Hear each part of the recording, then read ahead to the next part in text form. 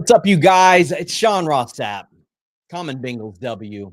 Thursday night football. Bengals Ravens kickoff just happened. We got the Bengals going up the field right now, hopefully for 7. But you might be watching me on Twitter, X, commonbengalsw.com, but also DraftKings. I want to thank them so much for having me on their YouTube channel as well. Very excited about this. And hopefully by the time this experience is over, I'm still excited about it. I have never live streamed my reactions to a Bengals game before because usually, like, listen, I'm cleaning some things up for this stream. That's for sure. If you're watching, please leave a comment. We would greatly appreciate it as I watch Chase Brown run right into his own offensive line, which is generally not productive whatsoever. Whatsoever. But man, uh, this game earlier this season, I was there at Paycor Stadium. I am a Cincinnati Bengals season ticket holder, and it was brutal, man. And I can't imagine it's going to be much better because the Bengals, like I'll talk more about it when they're on defense, but it went, I would say, fairly like how I expected it to go. And man, that was surprised that one wasn't a flag there, as it looked like 81 got mauled. Although that's me being a homer. Let's look at that one again. Goes out over the middle. Nah, it's probably clean. That's one that I want the Bengals to get that same call, even though Humphrey might have got there a little bit early. That's the call that I need the Bengals to get tonight because if you're the Cincinnati Bengals, you have to plan to try to score every single drive. If you punt once, there's a good chance you're not going to win this game. If you punt twice, I don't think you will win this game. And they just went for a first down. Jamar Chase, part of Burrow was behind the line of scrimmage there, so no issue there. And with the Bengals, you also can't count on your kicking game at this point. Evan McPherson got that big increase in salary and just hasn't been getting it done. Hasn't been getting it done. Now let me know if my audio here interferes. I don't want to get DraftKings in any trouble or anything like that. I do want to hear the game as it goes on. We got Chase Brown. Is that Khalil? No. But Chase Brown had an incredible game last week. It's just a matter of keeping him consistent. He got a ton of touches last week. He was good in the passing game as well.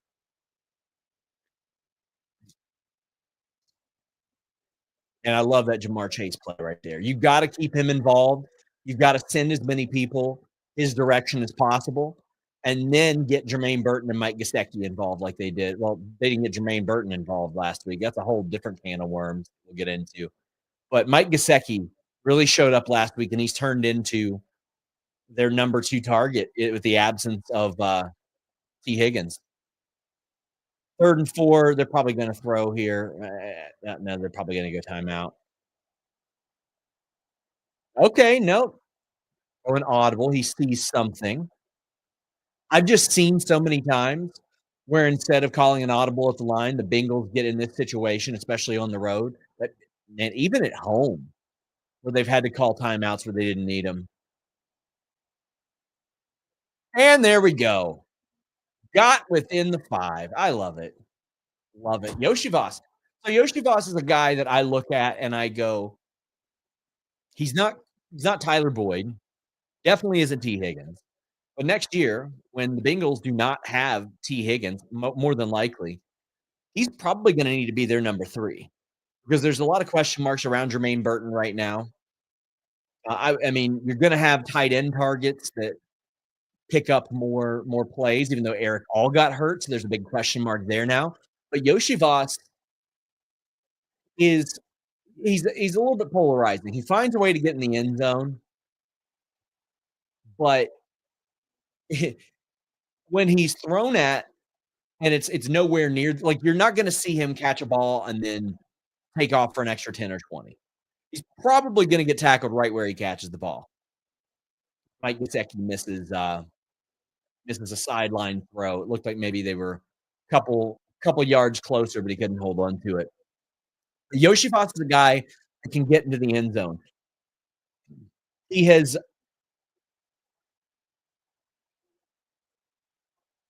what's he throwing the flag for?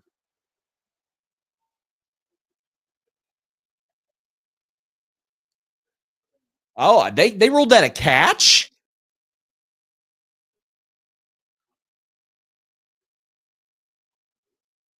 Oh, yeah, that didn't hit the ground. No, that's gonna get there's I didn't think that was a catch when I saw it live. I didn't think that was even ruled a catch until Harbaugh threw the flag. Yeah, I think Harbaugh's gonna win this one. I think he's gonna end up taking this one, pretty easily. Interesting. So, inactives for the Bengals, like, man, you're missing Orlando Brown, one of the best linemen in the league. You're missing Zach Moss, who at this point is your RB2, but is also your pass protector. Um, Charlie Jones, who had been your return man, and the reality with Charlie Jones is he's either gonna run it back for a touchdown or he's gonna do a cartwheel, Axel Foley shoulder roll, all this stuff, and not give you anything. I actually really liked what I saw last week out of Trenton Irwin as the return man. A lot more than I like Trenton Irwin catching footballs or having them thrown in his general direction. He's like 3 for 10 this year in targets. But I was mentioning earlier, like there's some shifting that's going on here. Charlie Jones is out, so Trenton Irwin filling in there. I would have Yoshi Voss fill in for that Trenton Irwin role that we saw a couple years ago, where when Chase was out, when Higgins was out, Trenton Irwin really stepped up, and with far less of a pedigree than that of Andre Yoshibas.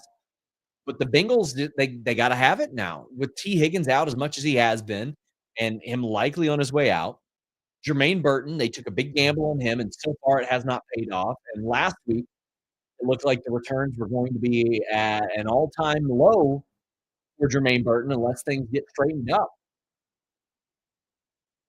Mm. And I see someone saying, Burton number 2. I mean, that's ideal, right? Like, that's the ideal situation. Like, I believe that Jermaine Burton has the talent to be a number 2. I mean, the only reason he fell to the Bengals was because of these perceived character issues.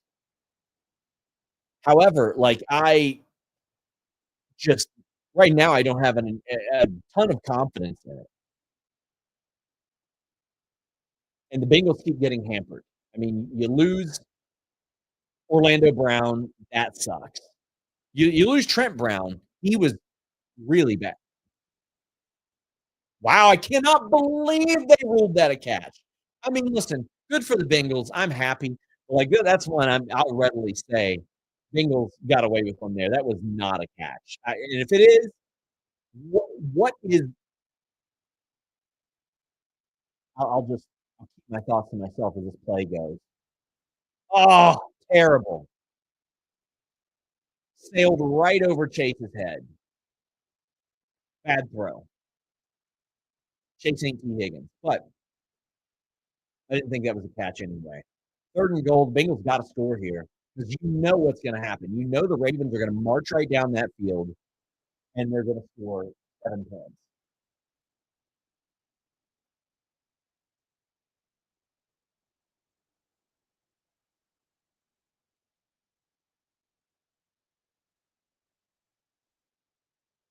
The Bengals have been pretty good in the red zone. What do we got here?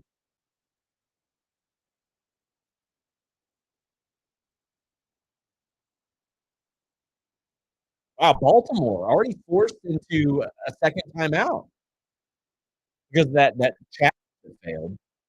Alright,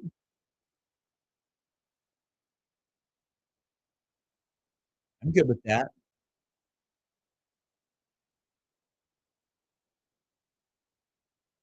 I know this is week 11. Man, has time flew.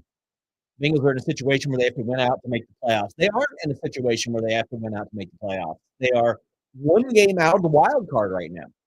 They're not going to win the North. That is not going to happen unless there's some unfortunate and catastrophic injury to the Ravens, which I hope doesn't happen.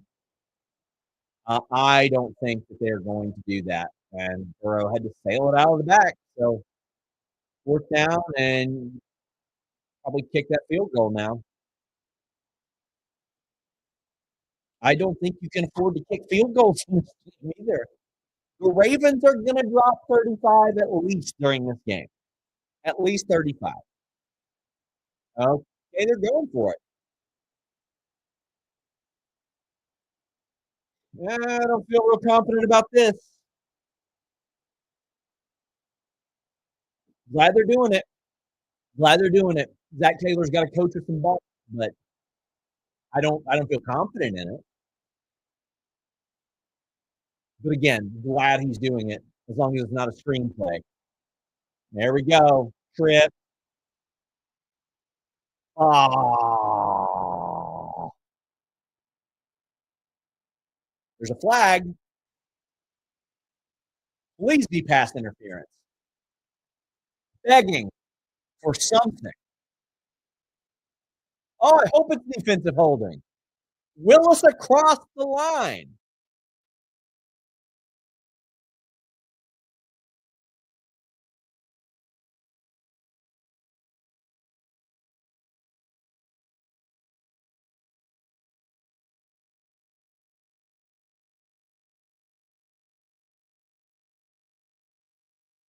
Makes it sound like I'm in the Bengals Gatorade tub. Let me make sure that my audio setting is right. Test, test. I think I'm good. I think I'm all right. Does my audio sound okay?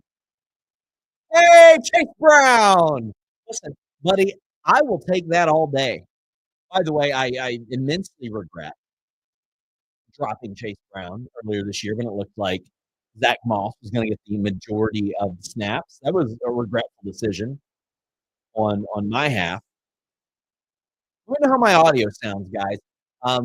So for the several of you watching on the DraftKings YouTube right now, um, most people know me pro wrestling. I do. Yeah, it sounds like 2012 YouTube. That's a shame. I just sound muffled. Let's see if I can fix it. Test, test.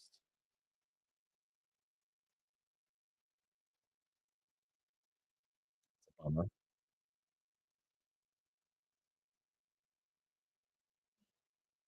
If I have to, I will switch over to my other setup, but ideally not.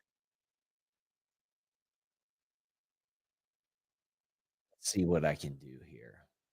Bear with. I mean, listen, I've never been a reaction streamer ever, so we'll see. How does this sound, guys? Is this any better? How about now? How about now? It's not so easy to test my audio in here. There we go. Thank you to King of the North and Connor Augustine. I greatly appreciate you guys. Now, if you guys don't mind, go show some love over if you're watching on Twitter or Common Bengals W. Please go over to DraftKings on YouTube. Show them some love. Let them know that you give a hoot about me. But listen, that drive went about as well as I could have asked for out of the Cincinnati Bengals, because I think the Bengals are going to have to put up 40 to stand a chance in this game. So their defense, as I will discuss, is real bad. And it got worse since the Bengals played the Ravens at home at that. But as it turns out, the Bengals have been much better on the road than they have at home. Gosh, they're 1-4 at home. It's been miserable being a season ticket holder. But we'll see how all this plays out. Let's see how the numbers looked on that drive.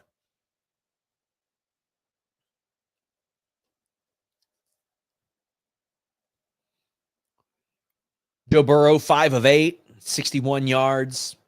Chase Brown had 4 yards or 4 carries for 8 yards. a little bit skewed because of the touchdown in the end zone. Jamar Chase, 2 catches, 32 yards. Yoshi Voss got that 19-yard catch. Gesicki got that 3-yarder that I did not think was a catch at all, and Jermaine Burton, um, a target there. Marlon Humphrey, the pass deflection. Listen, do I think he got there a little early on that? Yes, but like I said, I want that call if I'm the Cincinnati Bengals all day long, because if you're the Cincinnati Bengals, you're going to need some help. Also, I am very critical of Zach Taylor and the Cincinnati Bengals play calling, but they showed some balls and they went for it on 4th down. And I think you got to do that in this type of game where you know your defense is not going to be up to par.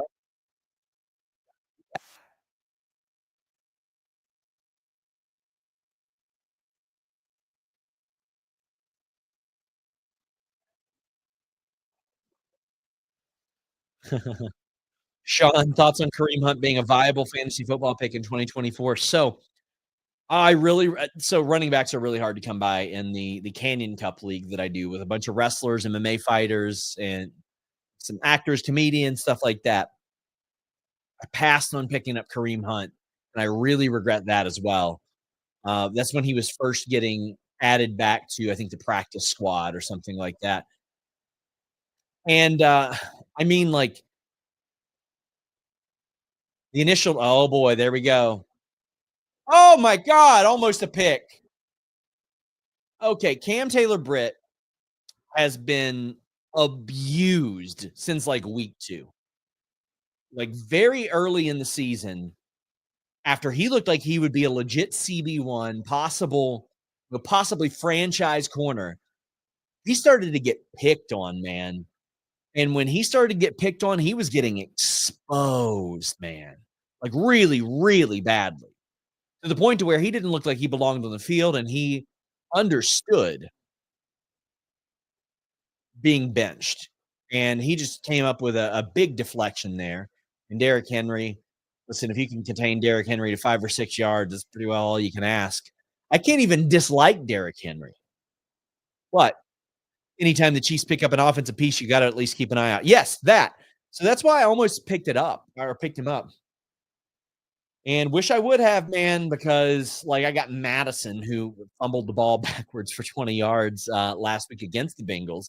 So I was both excited and frustrated there. But yeah, I need a good running back to step up. And oh, there we go. Is that a hands to the face or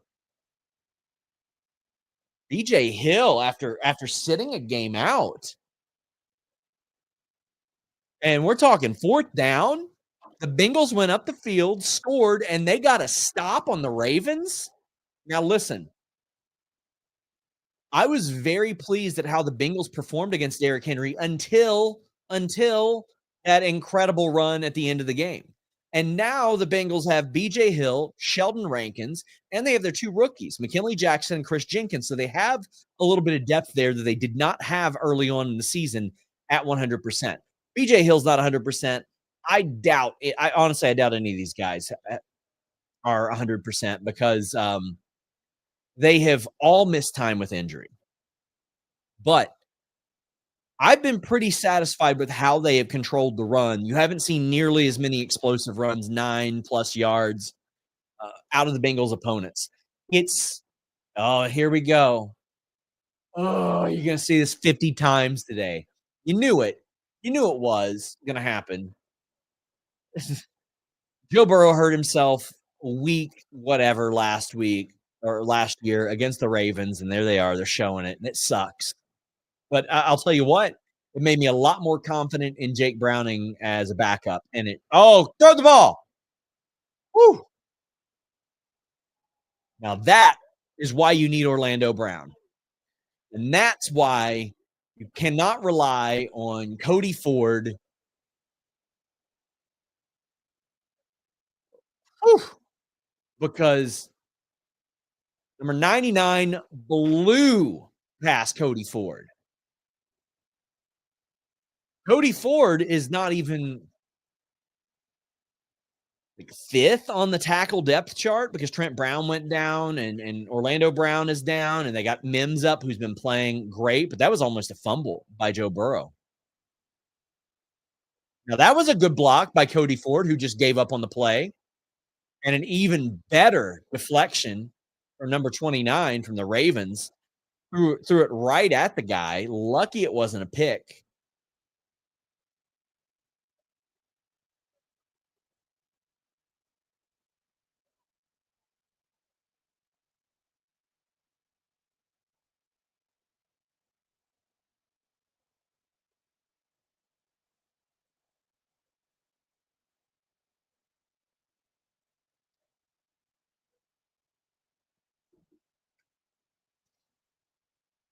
3rd and 10. Need a big play here. Need a big play here. All right.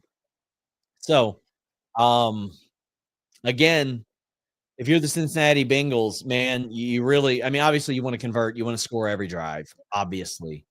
But I don't know how many defensive drives you're going to get like the one that we just saw.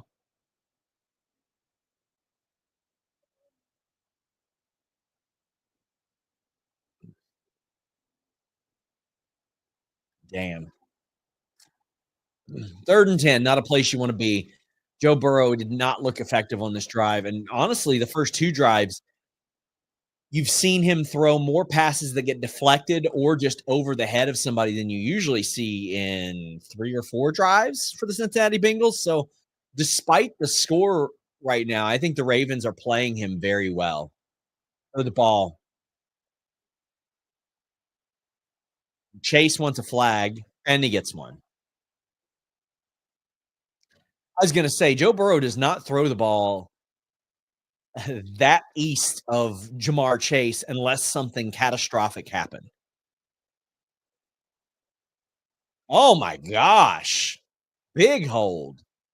Yeah, he's right. He's right. Hey, I'll take this all day. I don't care how the Bengals win. I just care that they win. That is not one that you want. Do you think the Bengals season is on the line tonight, or do you think they have more runway? A lot of it depends on the Chargers and the Colts. So as I watch this play, let me watch this one unfold. But all right, Chase Brown fighting for that yardage. I like it. So right now, obviously, there are 7 playoff teams. The Broncos are 5-4, Chargers are 5-3, Colts are 4-5, Bengals are 4-5. Now, the Broncos are probably, listen, they're the way that things are looking right now. Let's see, who do they play? Hell, I don't know. Think. Okay, Broncos play the Chiefs this week. Is that correct? Well, they're probably losing that. There we go. Big first down. The Chargers are playing the Titans. Well, they're probably winning that game. But there are 5-win teams up to the 6th playoff spot right now. Colts are playing Buffalo. They're probably losing as well. If the Bengals win this game, if the Bengals win this game, there's a chance they are right on the bubble. If they lose it, they are probably right around where they are because listen, Jets, Titans, Dolphins, Browns, Jags, Raiders, they're probably not coming back. They're probably not. Jets will try because they have a malcontent at quarterback, but there we go. Chase Brown. And a flag, so that's going to be a hold. My God.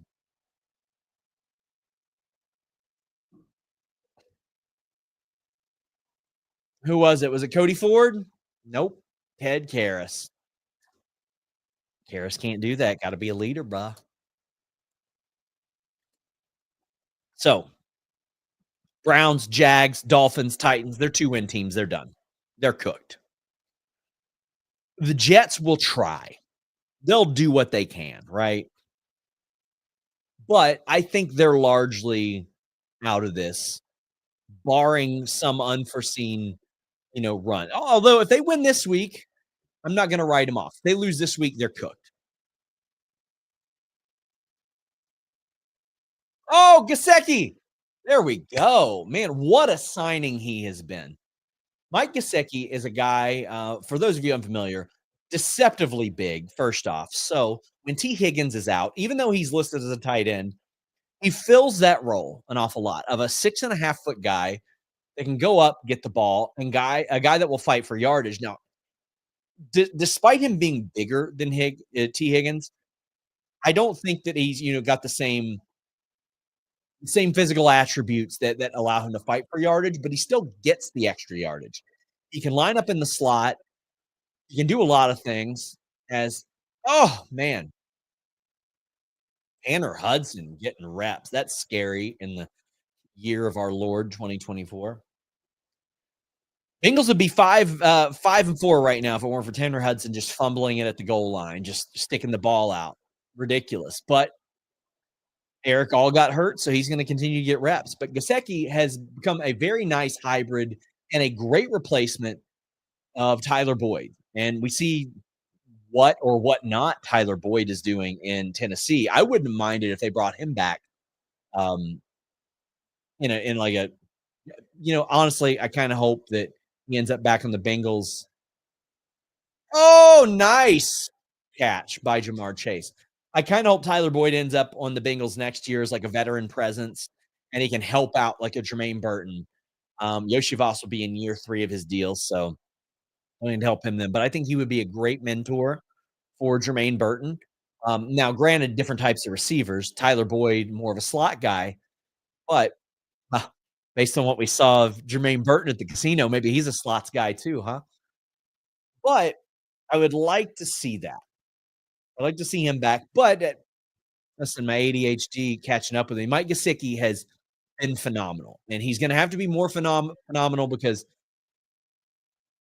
woo, Chase Brown, man. He's gonna have to be more phenomenal because T. Higgins stays hurt, unfortunately. And Eric All, who was I wouldn't say a high risk, but he was certainly a high reward draft pick based on athleticism, had become tight end one as Gasicki had moved, a little bit further down the depth chart there. And unfortunately, All is out for the year. So Gasecki's gonna get a lot more looks. We saw Tanner Hudson earlier uh, get a reception. I was shocked to see him getting the ball thrown in his general direction last week, but there we go. Oh, no. Yoshi Voss fell down. Now, see, that's my issue with Yoshi Voss. If it's in the end zone, like, there's a decent chance that he's going to catch that ball. I would say I feel pretty comfortable throwing the ball to Yoshi Voss, but and within that field, he turns from I want to say like a wide receiver 3 that you feel confident in into a guy that like you go, well, what's he doing on the field? Because this happens a lot. Like that was his. That should have been a first down right there. Bengals should be in position right now to go up 10-0 as oh boy. Nope. Gesicki wants a flag, and even if it was a flag, they're probably not going to get that because Baltimore fans will riot.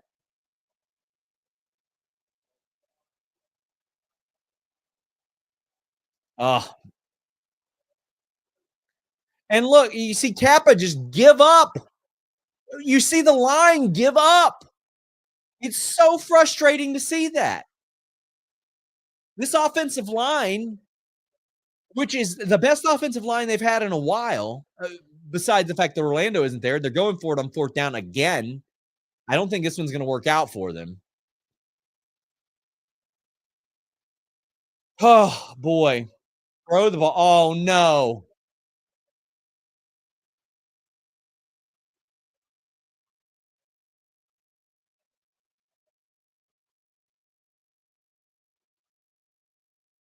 Jermaine Burton was nowhere in the vicinity of that football.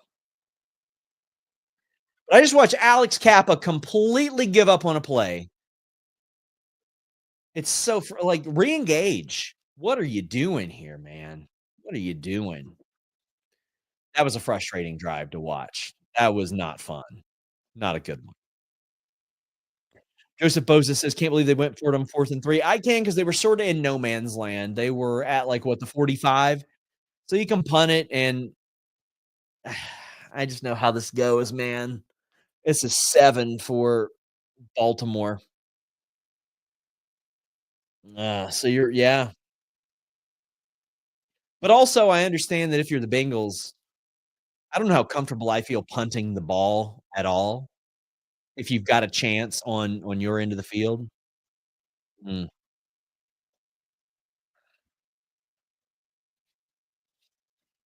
woof. Joe Burrow now 9 for 17. So right now, he's playing like Chris Canty and Shannon Sharp pretend he plays. Like, listening to them, you would think that he is 9 for 17, throwing for 50, 55% every week. This week, he's not been accurate or the receivers haven't been able to get there. And Jermaine Burton 0 for 2 on targets right now. Mm, not good. Not good. And I agree with King of the North. You got to play up to your competition and the season is on the line. I agree. Because if the Bengals lose, I don't think they're completely out of it. It's getting there. It's getting real close. But if they win, they are absolutely in it. Absolutely in it. And all of a sudden you go, if the Bengals win, you're talking about a 5-5 Bengals team and a 6-4 Ravens team.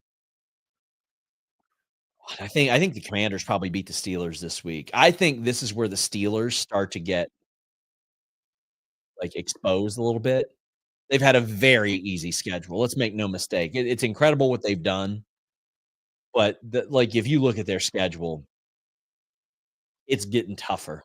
But, I mean, they beat Falcons, who suck, Broncos, who are overperforming, Chargers, who are overperforming, so that's a good win. Colts, mediocre, Cowboys suck. They lost to them, but beat the Raiders suck, they beat the Jets suck, they beat the Giants suck. I think they're gonna lose to the Commanders. Then they got the Ravens, I think they're gonna lose to the Ravens.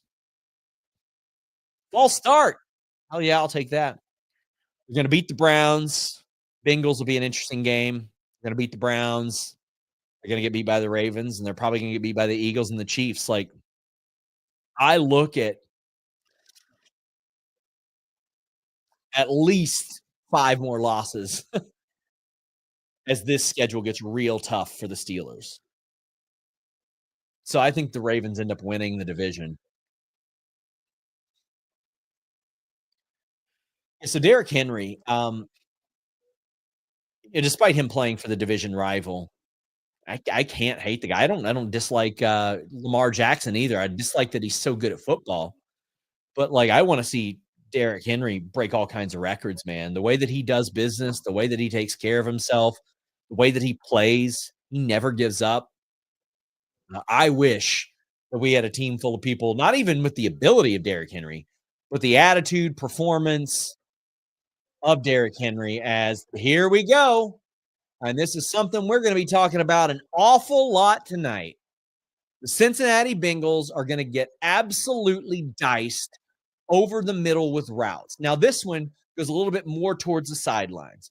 But last week, it felt like there were 2 throws along the sideline. But as they drag over the middle of the field, the Cincinnati Bengals cannot hang with tight ends. Think about that. Corners cannot hang with the big goofy ass white guys in the NFL. Tight ends routinely just leave Cincinnati Bengals corners in the dust on routes. And listen, I had a bunch of people giving me crap. Falcons are sick. My God, they are 6-3. My God, you're right. But so okay, yeah, listen, some of their wins are better than I gave them credit for. I got to give the Steelers credit there, as we're about to get diced over the middle again. Here we go. Give Lamar all the time in the world. Guess what happens? Guess what happens? He runs for a first down. They At some point, spy the QB because this happens all the time. The Bengals act like they don't know that the quarterback's allowed to run the ball. Insane. So yeah, the Steelers went. They got that good win over. Okay, the Falcons, Broncos, an okay win. Chargers, an okay win. Colts, eh. I think they're pretenders. Sorry, I think they're pretenders. So Lamar Jackson. Oh boy, here we go. Please be a hold. Please be a hold.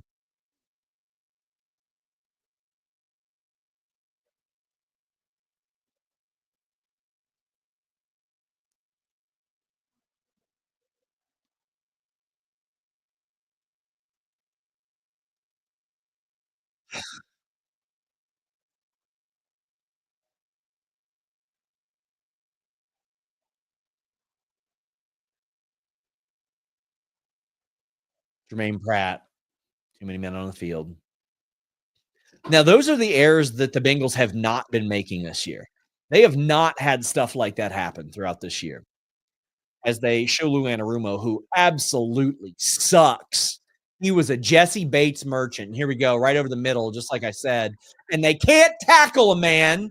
3, 4, took 4 defenders before anybody caught him. Zay Flowers just juked the entire Bengals team out of their ACLs. They just made Zay Flowers look like Peter Warwick at FSU. No ligaments left in the knee. Bam, there's Cam Taylor Britt. There goes Pratt. There's Gaither. Oh boy. This is what's going to happen with the Cincinnati Bengals throughout the duration of this game.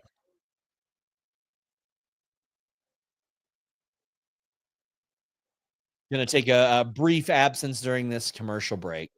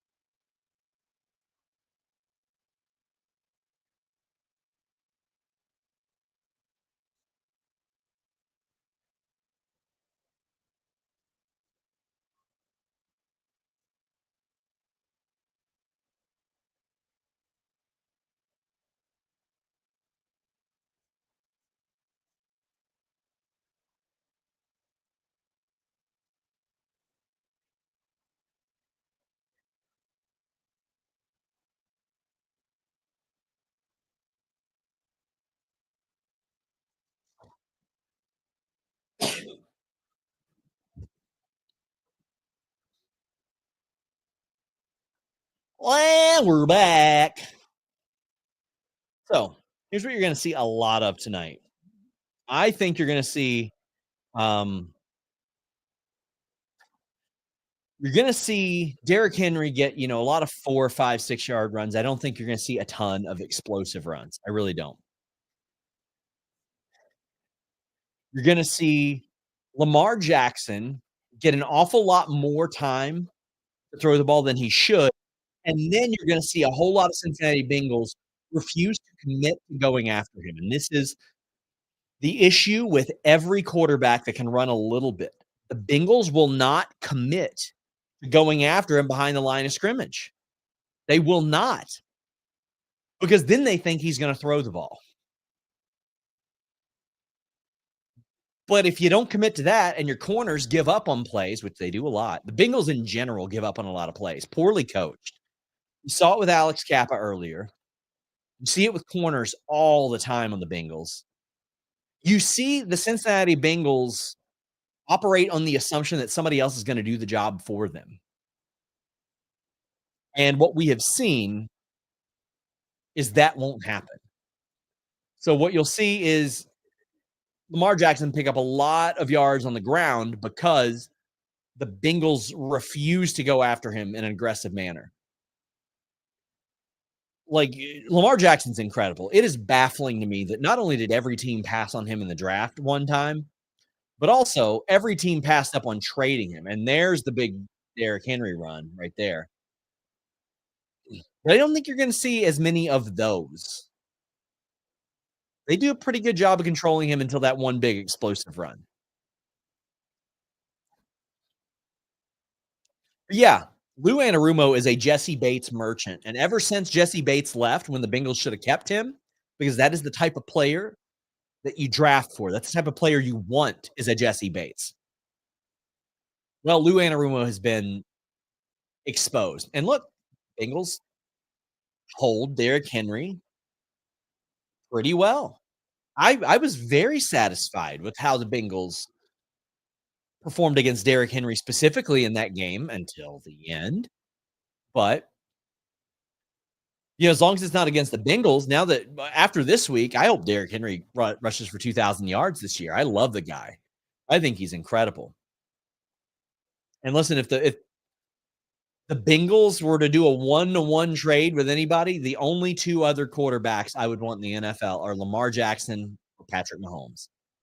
If you gave me anybody else, maybe Jaden after first down. Maybe Jaden based on how he's played. But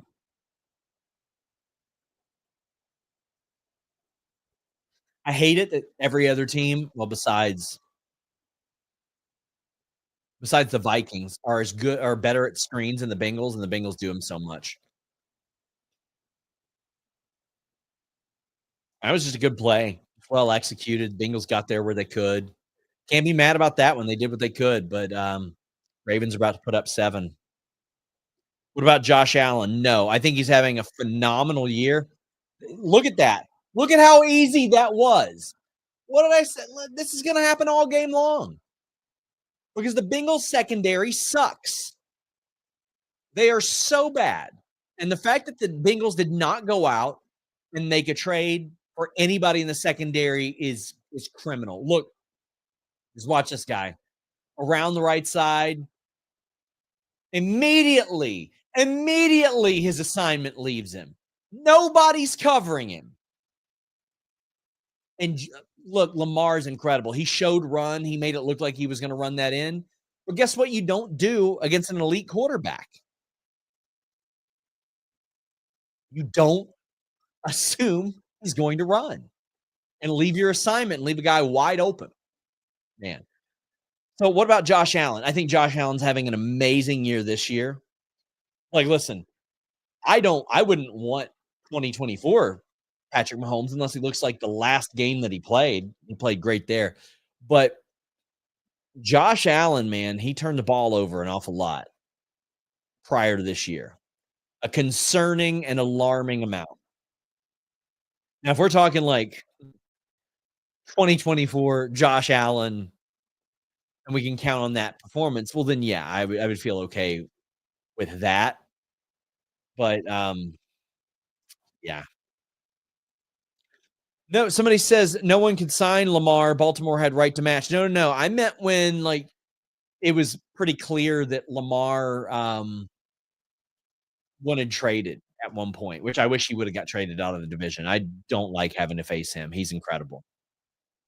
King of the North says Mahomes is gonna get himself into that MVP conversation in the back half of the year. If he does, it's a sham. If Patrick Mahomes gets himself in the MVP conversation, it's a sham, and I'll tell you why. He is having by far the worst year of his career, and the Chiefs are still 8-0. So what that shows is he the most talented quarterback I've ever seen? It's him or Brady, one or the other, most talented I've ever seen. However, this year, he has not been the most valuable to his team's success. At times, they have succeeded in spite of him. And that's not saying he's not good, it's just this year, he has performed so far below expectations as an individual player. Now, man's a winner objectively. Dude wins. But I don't think that he should be put in that position. I think that by now, at this point in the season, 8 games in, I feel that he should have probably removed himself from the MVP talks as a result of that.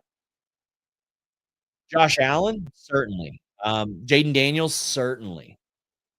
Especially where you see when you see where they were last year.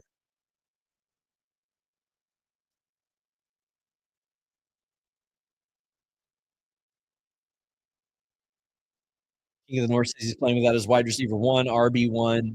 Hollywood couldn't get out of the season. Juju gone. Kareem off the couch. Yeah. Yep. And they're still gonna roll in with the number 1 seed. That's just the way it works, man.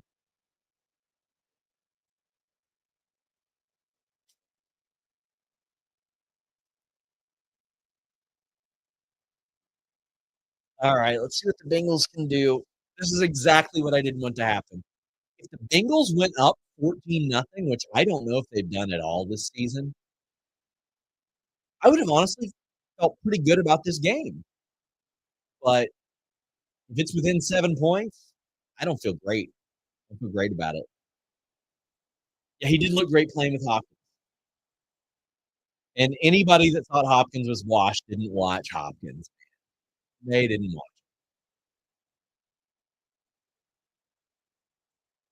Okay, they're calling an audible at the line about the blitz. See that? So ridiculous. Immediately, Khalil Herbert, who I added to my fantasy team because I was so desperate for a running back, fumbles immediately.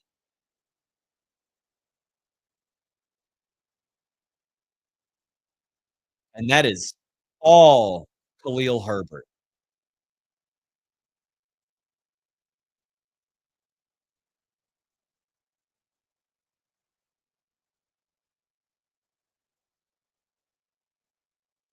Do not run the ball right now.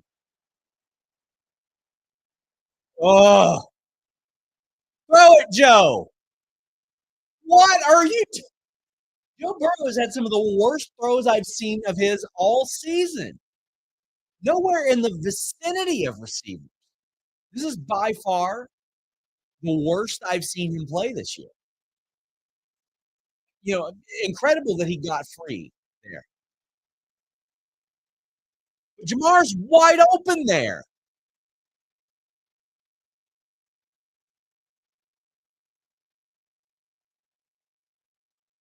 He is not putting the ball near receivers. 3rd and 11. What are we doing?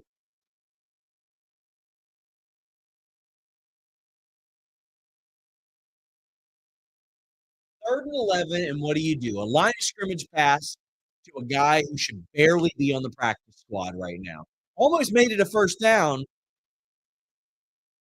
This is what the Bengals do a lot, and Burrow is just as responsible for this. A lot of plays like that that aren't going to get it done, and I got to give Tanner Hudson a lot of credit there. He made that competitive. He almost made that a thing, and it's 3 now. Thoughts on Kyler Murray? He is my fantasy quarterback in one of my leagues.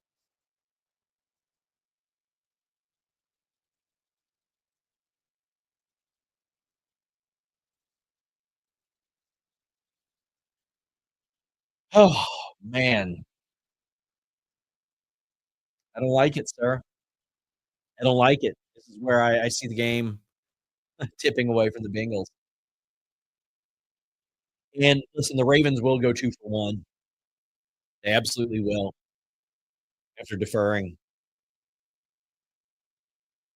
Mm.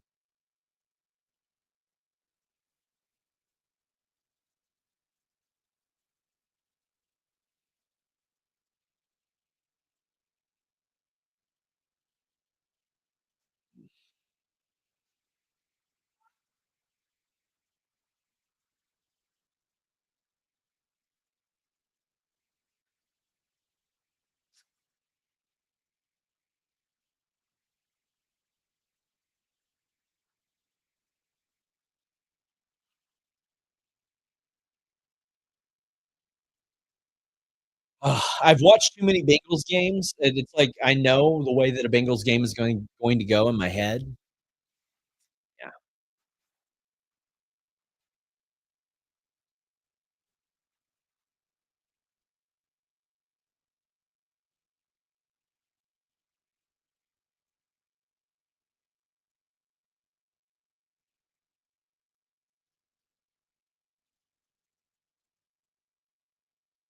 Mm, man.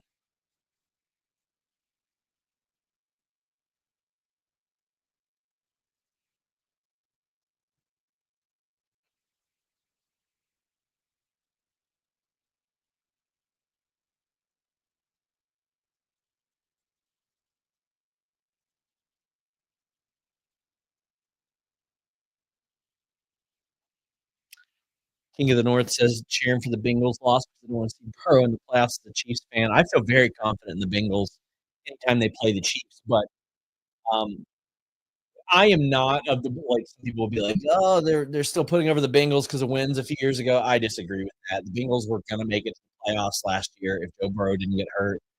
Um, the Bengals should have beat the Patriots. I think they should have beaten the Chiefs as well. I think if Tanner Hudson didn't fumble that ball and if that ridiculous, no ball in the area EPI wasn't called, the Bengals would be sitting at 6 wins right now, and we'd be talking, "Oh, boy, false start, let's go."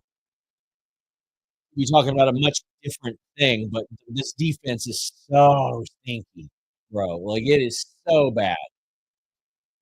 Defense is horrible.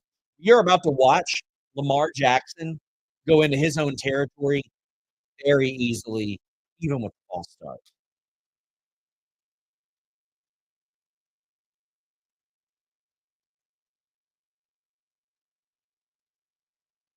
Go probably right over the mid. No, screen pass.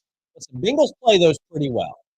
I mean, listen, if the Bengals don't play screen passes really well, what are they doing? Because I know they get a good look at them in practice because it's all the Bengals ran for a year and a half. A screen pass, screen pass, line of scrimmage, all that. Let's check it down. Blah blah blah. They better be able to blow something like that up. So shout out to Cam Taylor Britt wrapping up Zay Flowers there. That's what we want to see out of Cam Taylor Britt. Cam Taylor Britt has to do something to keep this team relevant. If he can't perform, the Bengals are going to be very, very bad, and they're going to try to chip away at it. Of course, they good for them. All right, well, you know they're going to throw the ball here. If I were a wagering betting man, and I am, I would say that the what happens is Lamar Jackson ends up getting a lot of time, runs out of the pocket, and ends up either throwing for a first down or running for a first down, despite it being 3rd and 15. Or I would wager that he goes right over the middle. The Bengals fail to tackle, even though they've got like what, 6 high, 5 wide, and they can't make the tackle. And they did it. Oh my God. Wins the parade. 2 punts. 2 punts. I'll throw the parade myself. You'll see me on a float. I'll be the conductor. You know what they call them? What do they call? The grand marshal. I'll be the grand marshal, by God. That's me. 2 punts the Bengals forced against the Ravens? Woo. Now, the one you need is after the half. That's the one you need. Trent Irwin, and Trent Irwin goes full Charlie Jones. So, let me tell you, somebody says you sound like a Leafs fan planning parades. I am a Leafs fan. I am a Toronto Maple Leafs fan. Pardon me. You'll hear me cough here and there. Got allergy-induced asthma. My bad, y'all. So, if there's one thing that frustrates me about Bengals return men, and maybe I was spoiled with Pac-Man Jones, who was could do some incredible things. I saw it with Trent Taylor, and now I see it a lot with Charlie Jones, and I just saw it with Trent Irwin. Instead of just running forward and getting that extra 2 or 3, I see these guys run backwards a yard and a half, do a cartwheel, do a spin move, juke, do the Axel Foley shoulder roll, Cupid shuffle, do the wobble, anything but pick up a yard or 2, and they always end up losing a yard or 2. Alright, they're in the shotgun here. Eagles just haven't been able to get a lot going, man, and I think some of that's on Joe. What is there we go. Listen, Chase Brown is gonna keep getting you yardage on the ground, keep going to Chase Brown if the pass game isn't working. Pretty soon, they're gonna have to put more attention on Chase Brown, and then hopefully, that opens up the pass game, hopefully.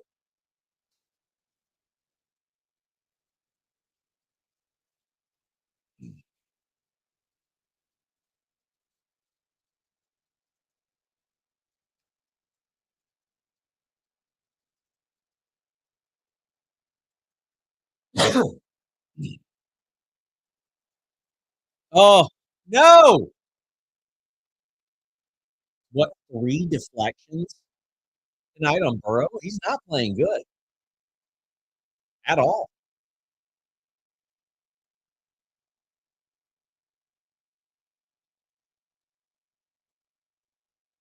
Hamilton played that phenomenally. He played that incredibly. Can't be mad about that. Joe Burrow doesn't see that guy looking him straight in the face, square in the eyes, throws it right at him. He's lucky it wasn't a big six, especially with a guy that size coming at you. Probably got some speed on him. Oh, boy. Oh!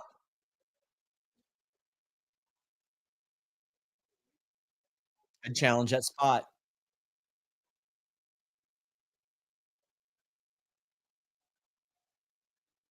Tush push, buddy. Go for it. Hell yeah, go for it.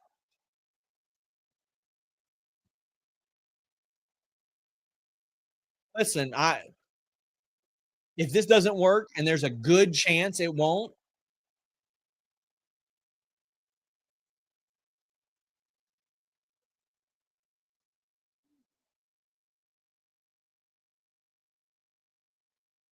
they snapped it to Tanner Hudson.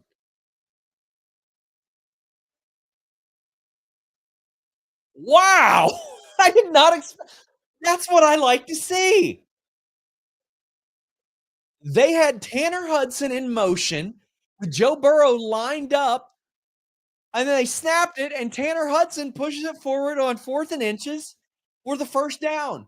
That is one of the best play calls I have seen Zach Taylor make ever. Oh, throw the ball. No, don't waft it up there like that. What are you doing? What are you doing right after I put over Zach Taylor? He does the same thing he's done for years.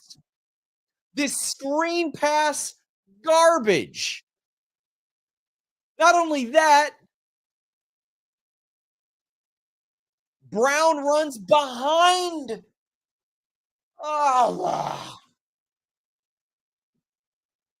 this is so frustrating. The Bengals love to run the screen pass, and they are horrible at it.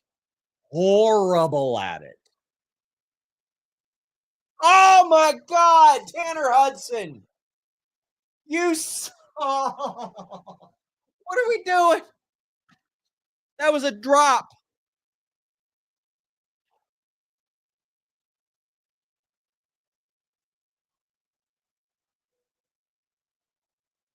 They're blowing it.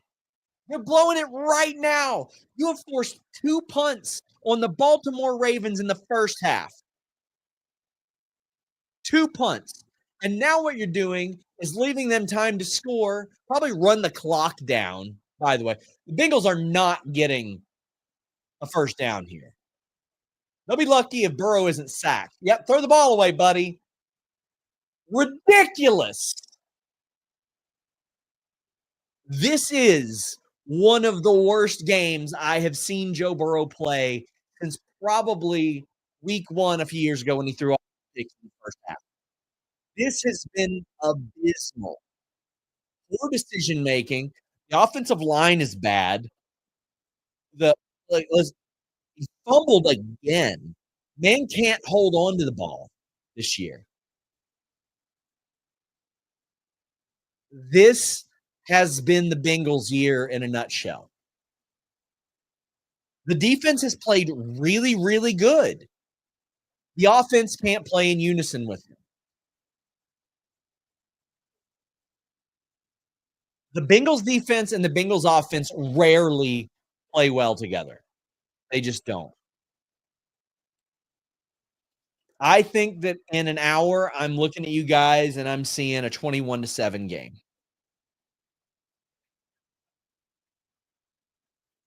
Mm.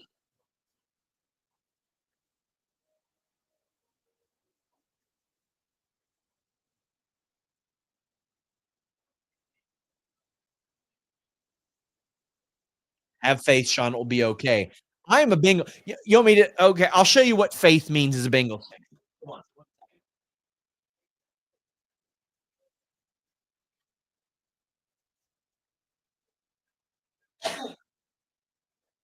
So I don't like to brag about money, what I have, what I don't have, anything like that. But I have always wanted to be a Cincinnati Bengals season ticket holder. Year the Super Bowl, I got myself on the wait list. Last year, I became a season ticket holder member. Here's a fun fact: the year before I joined, the season ticket holder gift was a replica ring, AFC Championship ring. Pretty cool, right?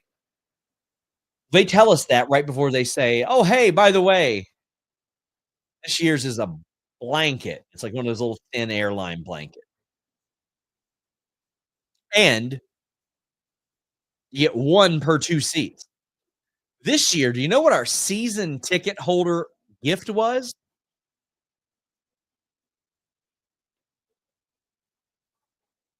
A decal. Oh, but I got 2 of them, so,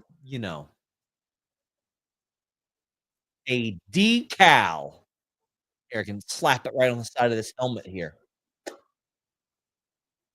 don't know if it's a decal or if it's a sticker. I bet it's a sticker. It's pretty much a sticker. Decal implies that you could take it off and put it back onto something. I think sticker. It's filth is what that is, guys. After telling us, well, it was AFC Championship rings. Well, listen, I get it. We ain't gonna get a replica of like, Jake Brown, making a statue of Jake Browning, keeping us in the season or anything. But it's filthy. Decals, buddy. That's it. Oh, Bengals need a big pick here. What they need. Unfortunately, the guy throwing the football is named Lamar Jackson, and he doesn't do that a lot. Look at that. Bengals stop Derrick Henry. I've been very confident in the defensive line as constructed. Sheldon Rankins, BJ Hill, Chris Jenkins, McKinley Jackson. I think they do very good.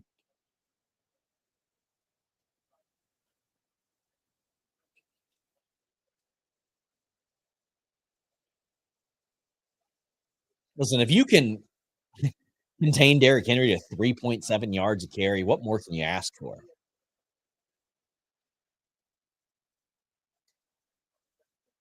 Oh boy, I can tell what play's coming here. Right over the middle, tight end, think, caught. Yep. See it coming, man. That's like a go-to on second down against the Bengals. Uh, quick pass over the middle to the tight end. The Bengals just for some reason along the sidelines they do pretty well. They can defend their men and all that stuff, but right over the middle they get diced up. Trey Hendrickson's getting handled right now too. There's like no pressure on Lamar Jackson. Big play for the Bengals right here. Not getting it. Nope, too much time for him. Too much time. Wide open. Oh my god. Was that DJ Turner? Just swiping it. A third punt? Listen, it's a tie. Let's just call it a tie. Stop the count right now. I'm satisfied with the result. The game ends right now. I'm happy. I'm a happy man. Give us the tie. We'll take it. We'll take we'll take 7-7.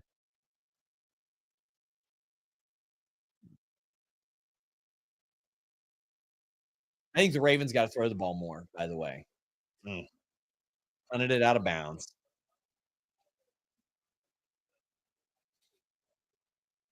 This is a best case scenario to me. By the way, Bengals right now need to try to wind that clock down.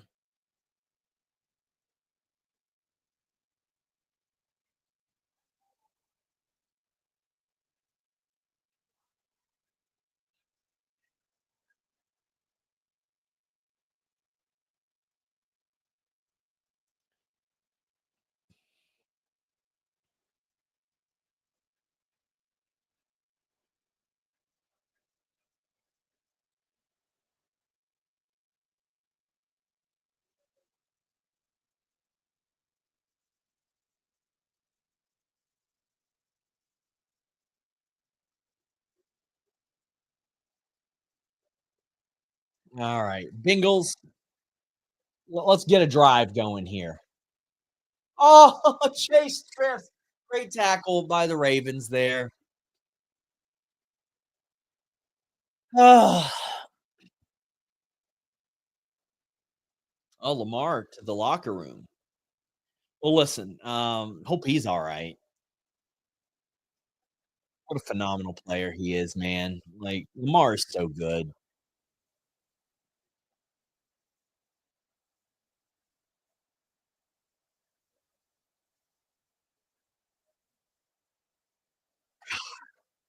There we go. That Gesicki? Of course, it's Gesicki. Getting stuff done, man. Okay, Lamar's back out there.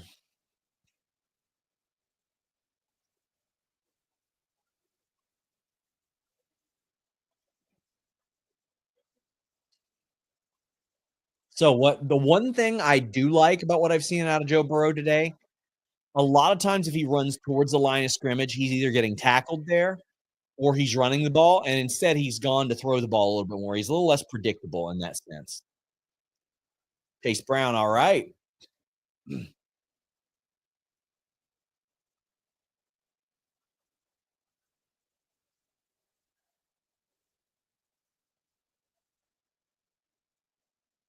Who's the Ravens backup? Did they even dress one? Um, Gosh, I knew who it was. Oh man, it was Josh Johnson. Yeah, because I joked earlier this year that Deshaun Watson was like the 10th best quarterback in the division, and I listed Josh Johnson above him as well, and AJ McCarron whenever he comes back to the Bengals. I'll throw the ball, buddy. Yes. All right. I can't believe Tanner Hudson is getting this many targets. So, for those of you unfamiliar with Tanner Hudson, he was a guy like was very lucky to make the team, I would say.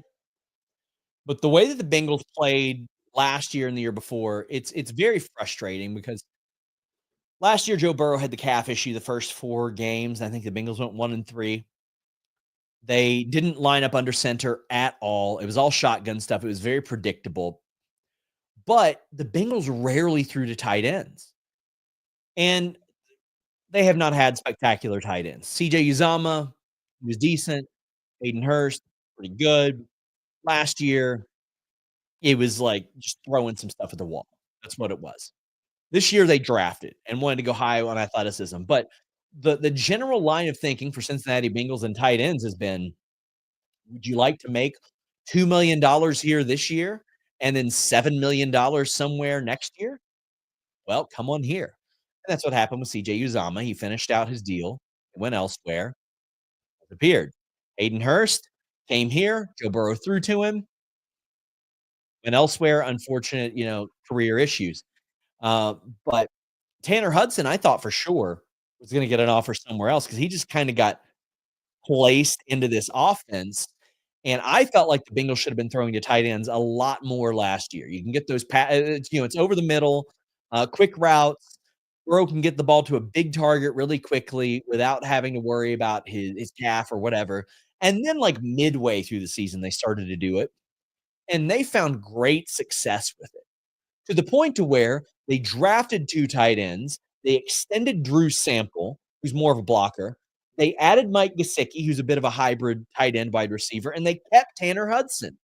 Now, my confidence in Tanner Hudson last year was very high because he delivered every time he needed to.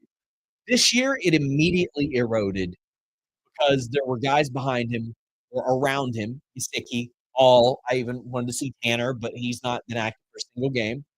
Um, get those opportunities, and then he literally fumbled game 1 away.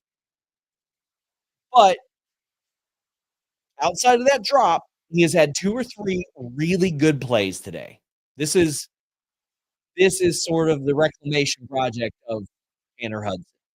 And the Bengals, I think, have realized I don't know if it's a position you have to invest in, but it's definitely a position you have to put something in at tight end because you're not gonna have 3 receivers where Jamar Chase is a top 3 receiver in the league. T. Higgins is a wide receiver 1 on almost any other team. Tyler Boyd, at one point, was the Bengals wide receiver 1, but was a decent wide receiver 2 for any team until last year. Oh, throw the ball, Joe. Woo! Over the middle, first down, Jamar Chase. But the Bengals moving to utilize tight ends a lot more works great because they had gone to the screen pass so often for those quick passes, and they just didn't work. Joe Burrow operates a lot better throwing beyond the line of scrimmage. And now we're starting to see the Joe Burrow that we need to see right here. Oh, and it looks like thank God they're winding this clock down. I was so concerned about a Ravens 2 for 1 here, and the Ravens are oh, there we go. Chase Brown. Stay in bounds, Chase Brown. Damn it, Chase. Apologies for cursing. Saying that, well, we got a Ravens player down, so that would have been timeout anyway.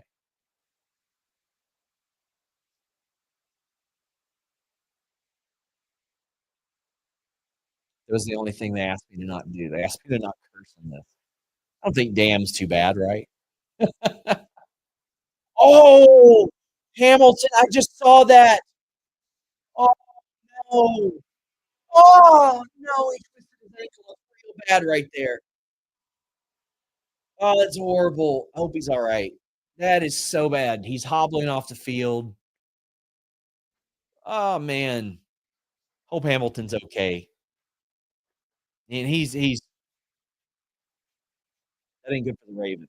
And listen, I say I want the Bengals to win in any capacity, anyway. I don't want it to be because of injuries. That's what I don't want it to be because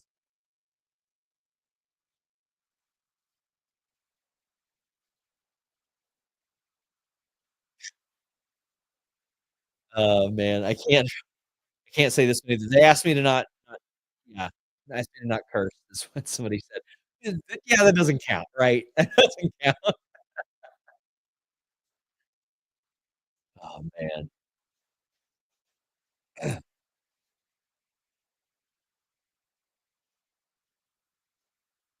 The Bengals have an opportunity to go up and score again.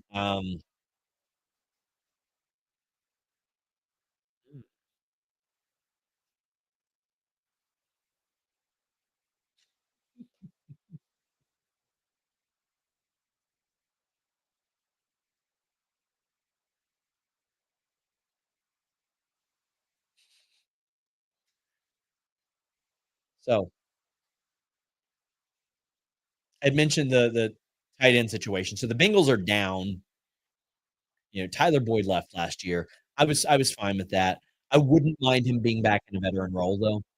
T. Higgins is out. That sucks. Yoshi Voss has been hit or miss. Jermaine Burton has been miss, very miss. Jamar Chase has had an incredible year. Chase Brown has really emerged. Zach Moss has not been what the Bengals need.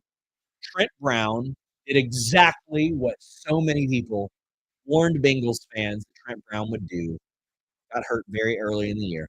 Hope he'll be all right, but let me tell you, I've never seen a more what on earth 89 Madden rating than Trent Brown in 2024. Let's see what they're saying about. Yeah, it looks like he stepped on Gesicki and then twisted his ankle. Hope it's just a twisted ankle and not something really bad.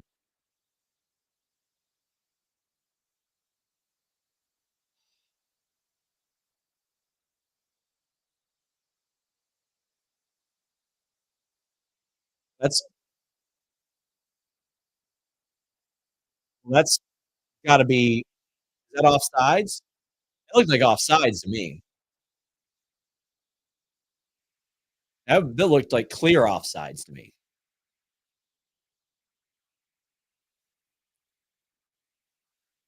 Yeah. As an SEC fan, Burton is so good and Mim or so bad and Mims is so good. And Mims has been playing really great. Um, now the price they got Trent Brown at, I wasn't like upset or anything. I would rather Amarius Mims play, but you don't have Orlando Brown, that sucks. And they could use depth. I would love to have Trent Brown as depth for sure. Trent Brown did not show up in shape to play. I think that hurt him, literally. Oh, what a dumb throw! Why would you throw it into double coverage?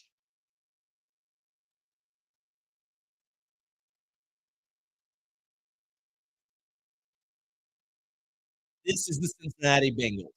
This is them. And this is Joe Burrow in this game, playing horribly. Let's see this.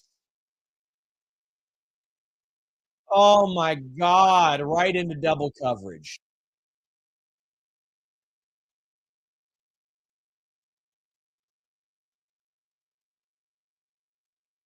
Oh, please don't let it be out.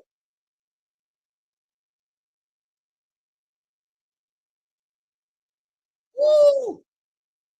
Please call that back. I don't even care if the call's right.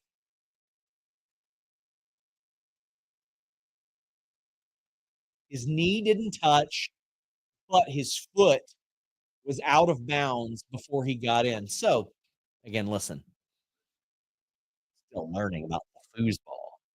I assume interception rules are the same as catch rules, right?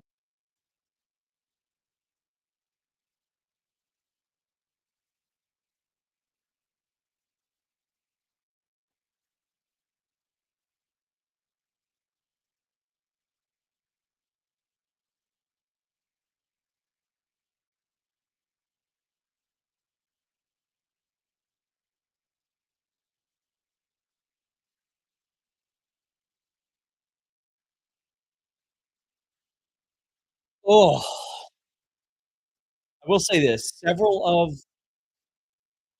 Joe Burrow's interceptions have been on uh, plays where the receiver goes the opposite route. This was not that. This was a corner picking up that he was going to throw to Gesicki instead of Jamar Chase. Now, this is massive. Whether or not this play gets called back or not is that's massive. I would go as far as to say this is going to be a game deciding call, but based on what I saw, it shouldn't be an interception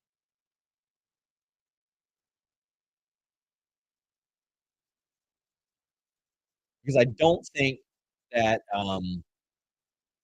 the corner was in when he caught the ball. Maybe wishful thinking. I guess we'll see.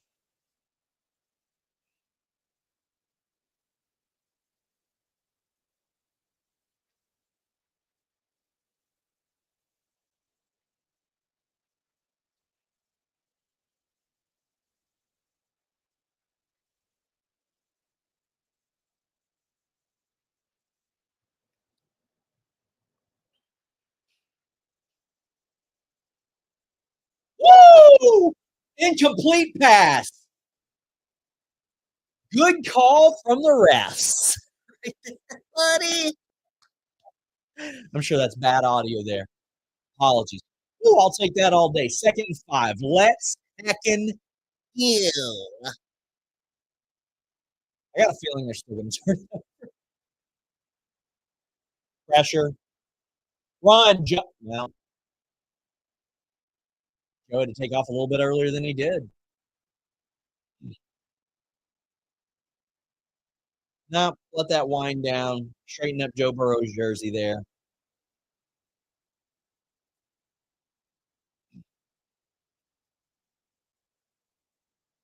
Yeah, you obviously you want to take that ball or take that time down as much as humanly possible when you've got Lamar Jackson, because I feel like they are one, they're one play away from being in field goal range, regardless of how Justin Tucker has or hasn't been.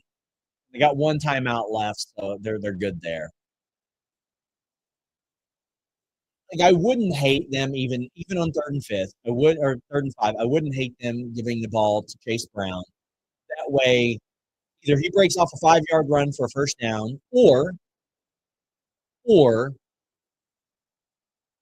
they keep the clock going. But also, I don't really trust Bengals offense. Oh, never mind, I'm wrong and I'm dumb. And I am in fact stupid. Call timeout right there.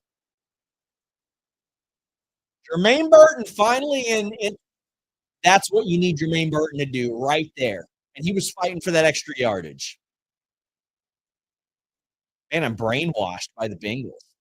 I'm like, just wave the white flag.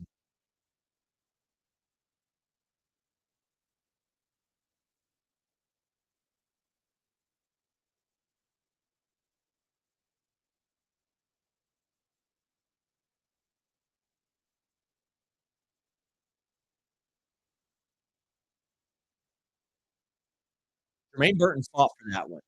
That's what you want to see out of Jermaine Burton.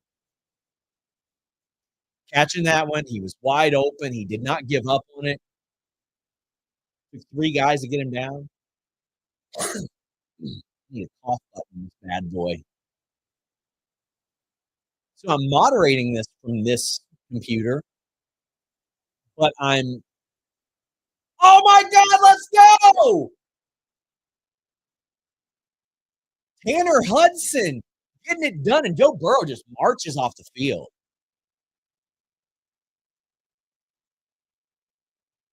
Let's go. Tanner Hudson's getting it done. Tanner Hudson earning my trust at least. Now we just got to make sure that Evan McPherson makes this extra point.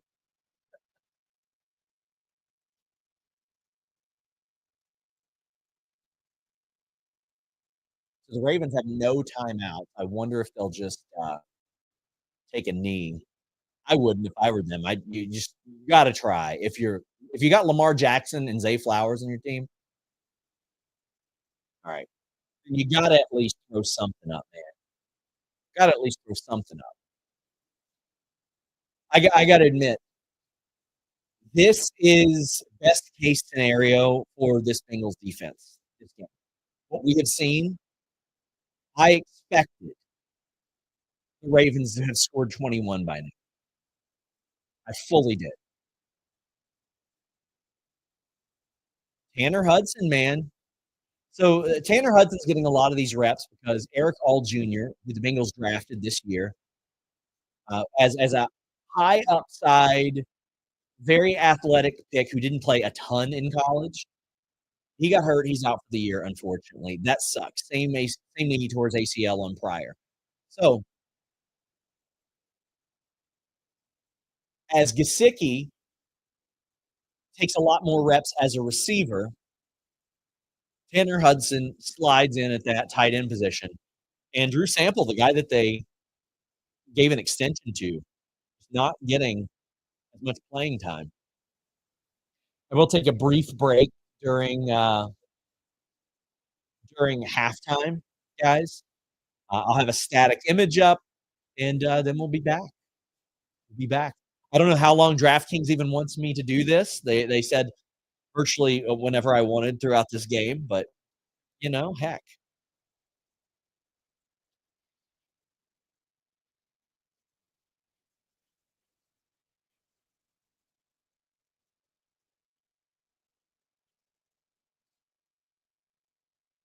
Yeah, to me, if you've got Lamar Jackson, you take a few shots, especially if you're starting from the 30-yard line.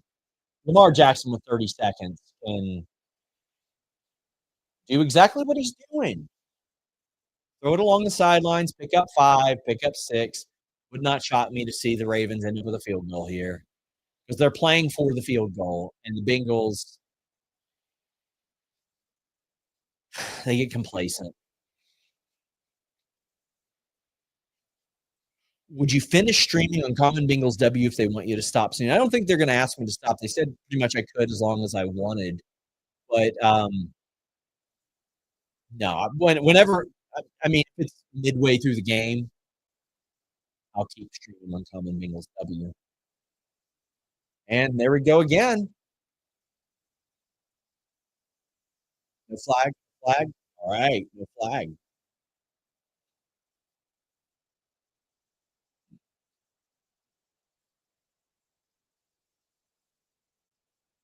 Rumo, if the Bengals hold the Ravens to 21 points, Lou Anarumo might have saved his job at the end of the year because we've had some okay performances.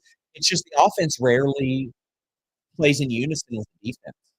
It's a very frustrating thing to watch. It certainly is.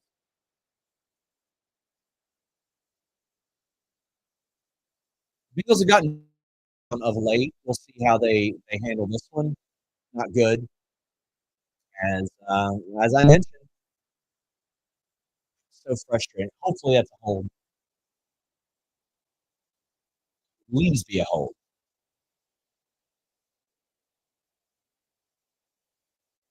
Yes. Oh no!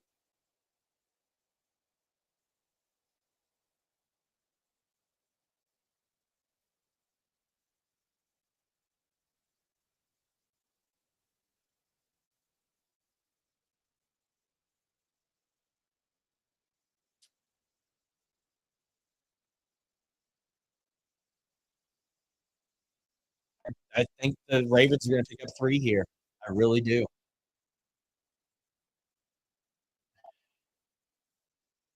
I think they're going to find okay. The other.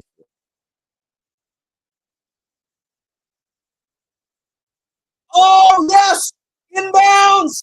Mike Hilton, baby, into the half. Sorry, bro. Mike Hilton, the leader, even in my opinion, even more than Trey Hendricks. Maybe that's ambitious of me to say. Mike Hilton is such a leader. Bengals go into the half 14-7. This is a best case scenario right now. Absolute best case scenario. I'm going to take a brief break and we'll be back.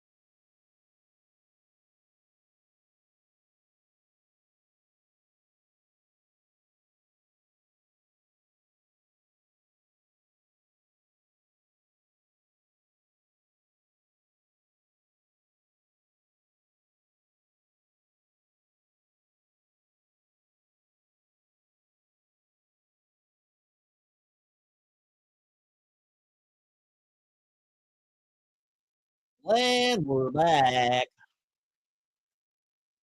Banner off of here. Let's get all this stuff off of here.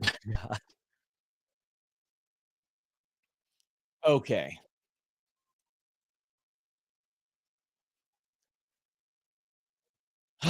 Man.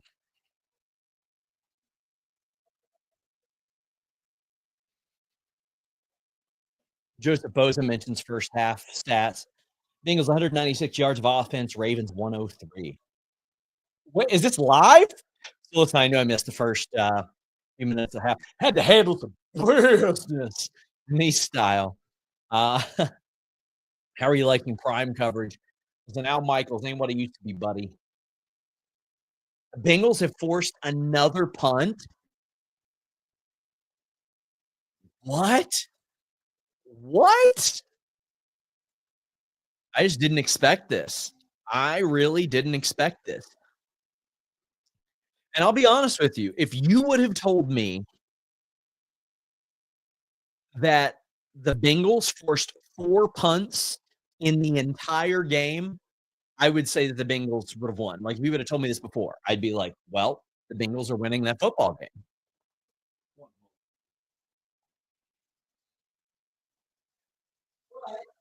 Offense has played just so complacent. The Bengals have avoided the 2 for 1. Ooh, good amount of time there. Jamar Chase! Jamar Chase! Oh, he's gone! He's gone! No flags! Let's go! Pay the man! Pay the I can find any negative and a positive. Why didn't you pay this man in August? What's wrong with you, Mike Brown? He's going to be so much more expensive now. Oh, from the aerial view. So this is what I like. I like this aerial view. Bam, one defender, two, three, four. Oh, the great block. Is that Yoshi blocking? Number 80. Let's go. Ready for McPherson to miss this extra point. I can't have anything nice. He made it. What? Hit the gritty.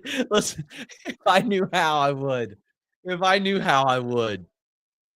What a play. Jamar Chase is so good. And look, Jamar Chase is doing this without T. Higgins. Brothers. Damn, spicy nacho chicken Subway, huh? Dang, that's that jam. That's that jam. I have somebody ask me if I'm gonna wrestle anymore. Um, Not that anybody watching this would care besides the one person that asked, but, um, I got asked to do a match that would have been next week, and I just didn't feel like it. I haven't been feeling good physically since the Effie match. Didn't quite take care of myself after, lost my grandmother, so I need to if I ever wanna do that again, I need to treat my body much better. So I'm gonna take care of some stuff, and, there's still a few matches I wouldn't mind doing. I'd love to team with Vinny Pacifico.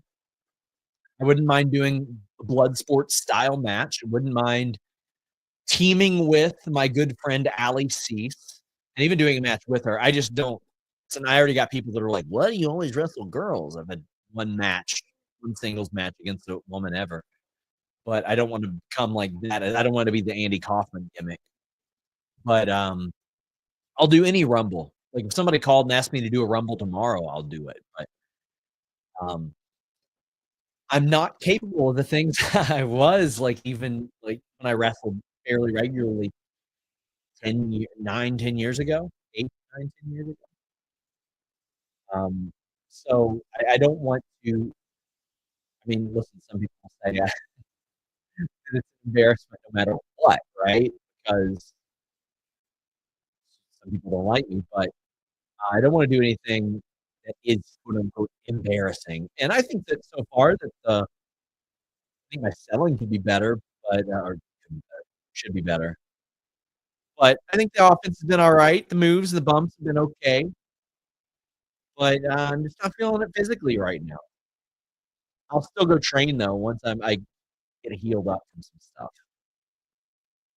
Let's see, where is I'm trying to retweet my stream.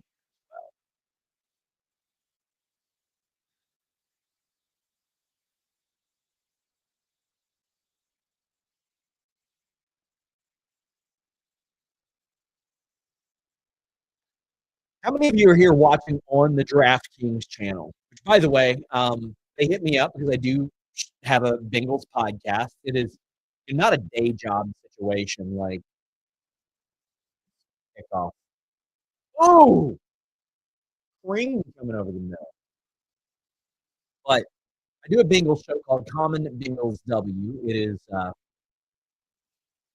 one of my it is my biggest love besides wrestling is football. I love football. And I just do it for fun. I don't do it like as a day job. Don't have sponsors, anything like that. But you can go to commonbengalsw.com, which redirects you to the Common Bengals W on YouTube. And yeah, we have fun. I don't know. I didn't start learning about football until I was in adult. I like always at least had an eye on it as a Bengals fan through Messiah days, Jeff Blake, all that stuff, Carson Palmer. Um, Watched it in the 2000s, but really started to love and appreciate football. Honestly, the year that they brought in T.O. and had him with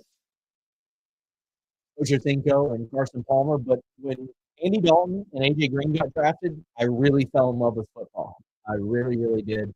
And over the past 4 years, it's become my favorite sport. Like, I think before you could probably say it was MMA. God, they stopped Derrick Henry again. If the Bengals can get another punt here, listen, I won't know what to do with myself. But yeah, still learning plenty about football. But man, do I love it. I love nothing more than Cincinnati Bengals football. Truly. And now, listen, I also love pro wrestling. Pro wrestling's work. And it's work that I love. I'm very fortunate to be in my position. Oh, please get that sack. Oh my God. Oh, Trey was so close. That could be a game changing play right there.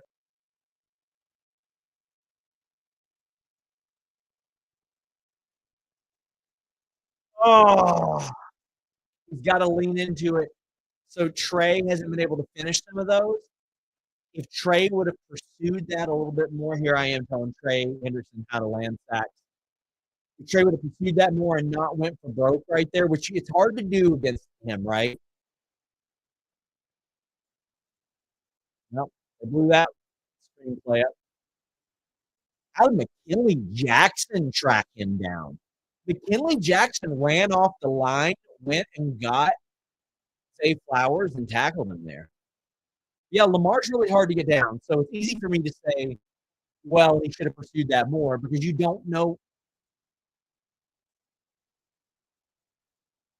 All right, 5-yard penalty. I'll take that.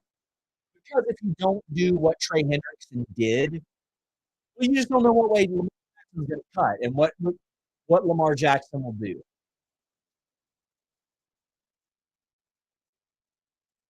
I mean this sincerely. I would rather play Patrick Mahomes as a quarterback, but I would rather play the Ravens as a team.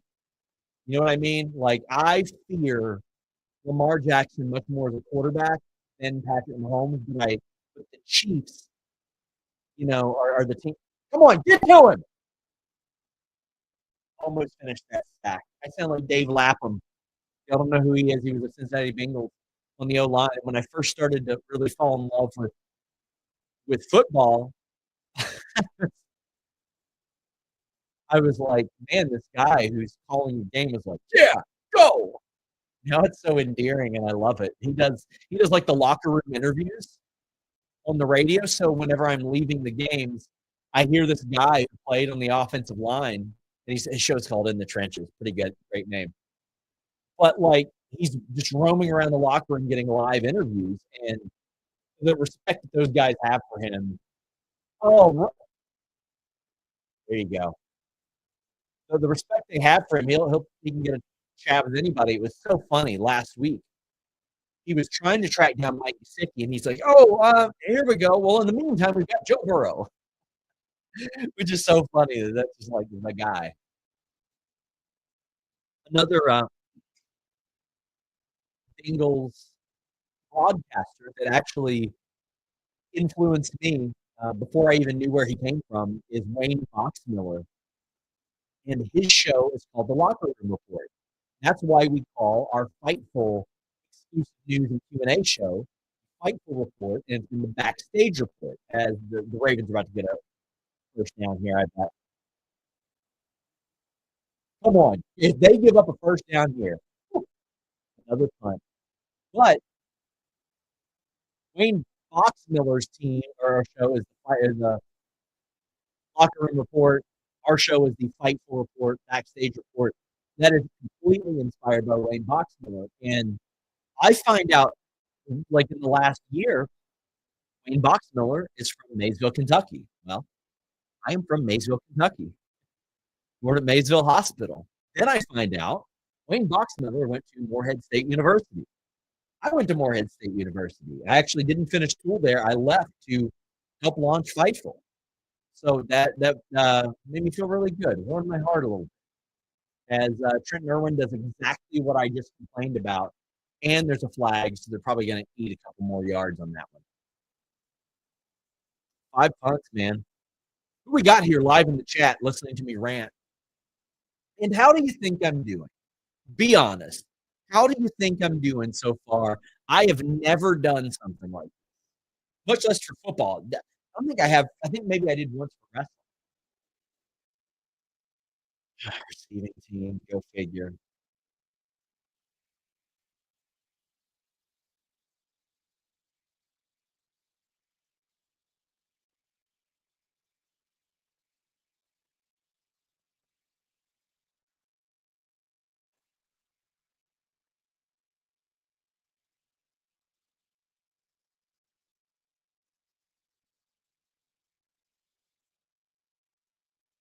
Just got a message from a WWE name.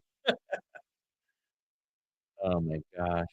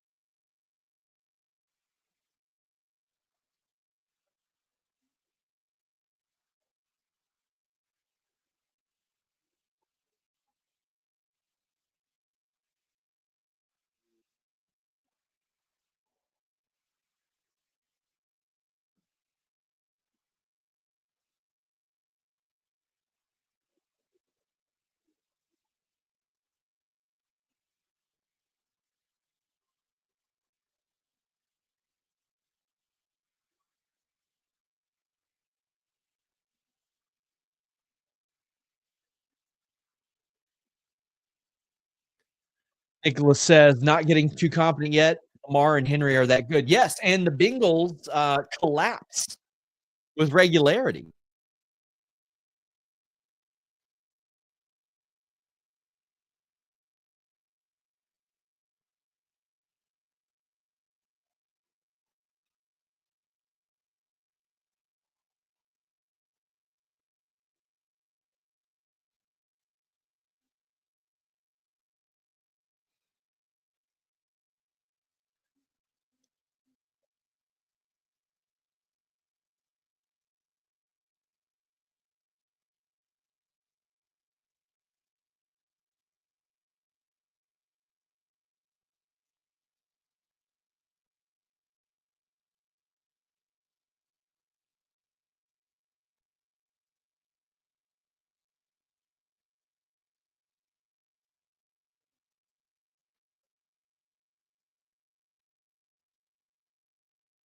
You got there, Hudson again.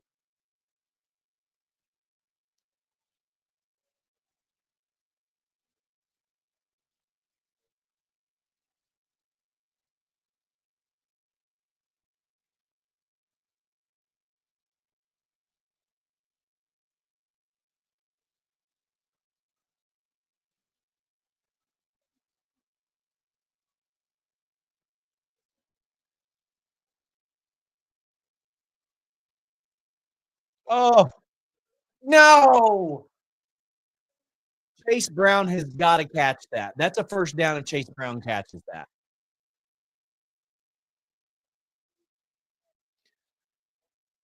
So there have been a couple of really rough drops in this game as well. Now Burrow has fought back to 19 and 32, or 19 of 32. But there have been like 2 really rough drops.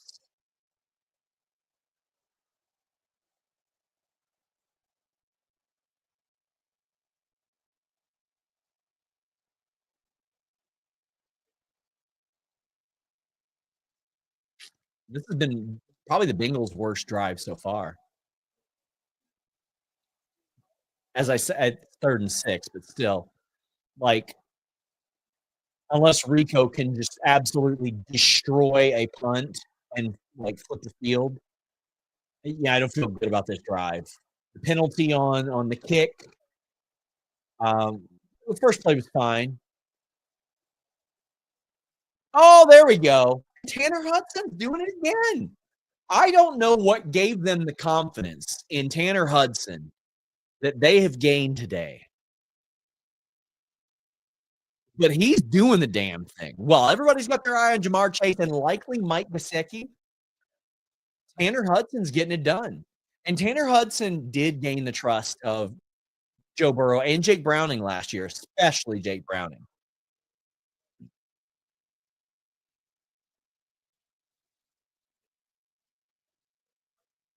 There we go. Good run from Chase Brown.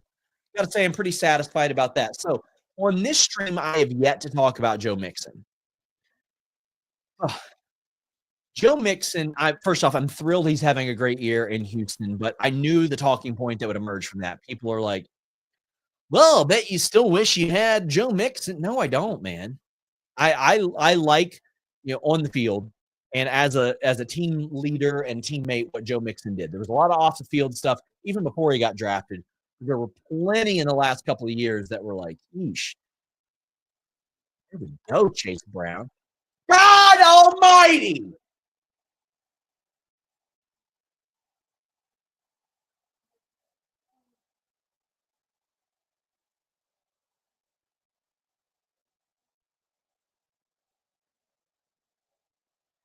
And this is when I miss Joe Mixon because Joe Mixon does not fumble the ball.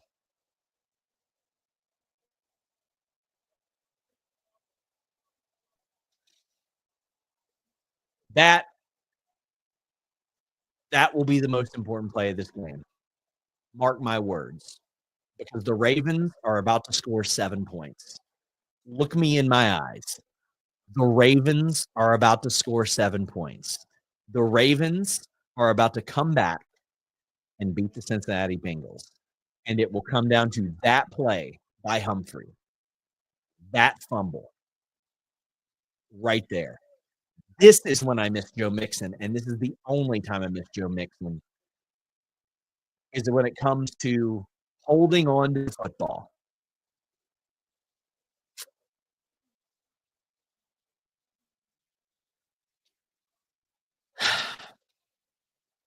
Joe Mixon, yards after contact last year was really bad. He'd get hit, he'd fall over. This year, better scheme, just way better. But he doesn't fumble the football. This is brutal, man. This is gonna suck.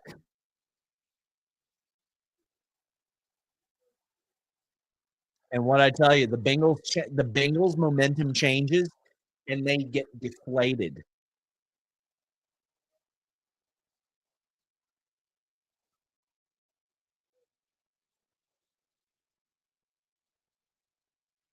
Bengals have already lost 6 fumbles this year. Last year they lost 2. the whole year, the whole year. Mm, don't like that at all.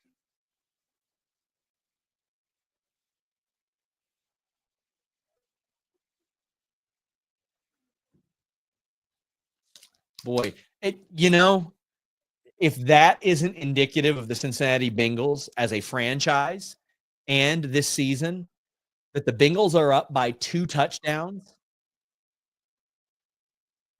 and, I feel this confident that the Ravens are gonna come back and win this football game, what does that tell you about how inconsistently the Bengals play? And here we go. Don't give up on the play. Force him out.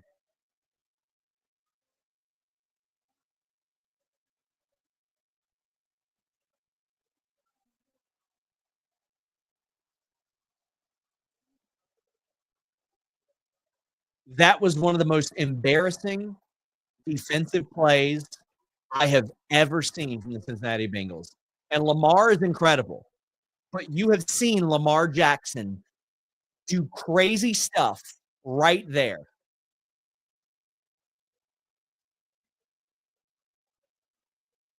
You never assume he's out of bounds. How do you let that happen? How do you allow that to happen?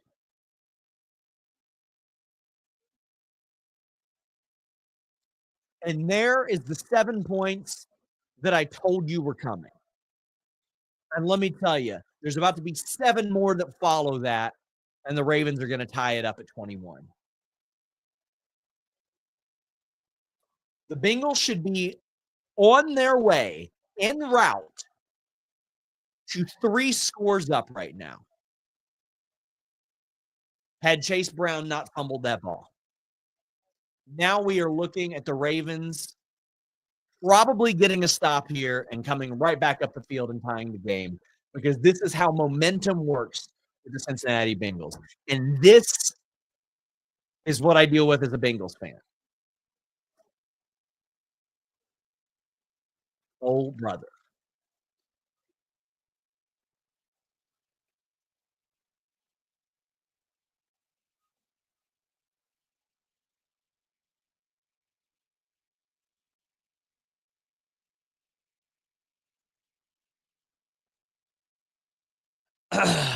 Nicholas McClymont says Ravens are winning this, I think. Me too, buddy.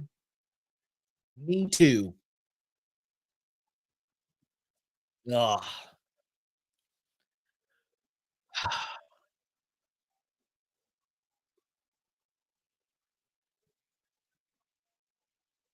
The scouting and preparation that the Bengals get is so bad. You do not assume anything with Lamar Jackson. You go where he is. That's all you can do. You can't assume things with him. That's how you end up getting a run like that. That's how you end up getting that crazy throw that he had earlier in the season.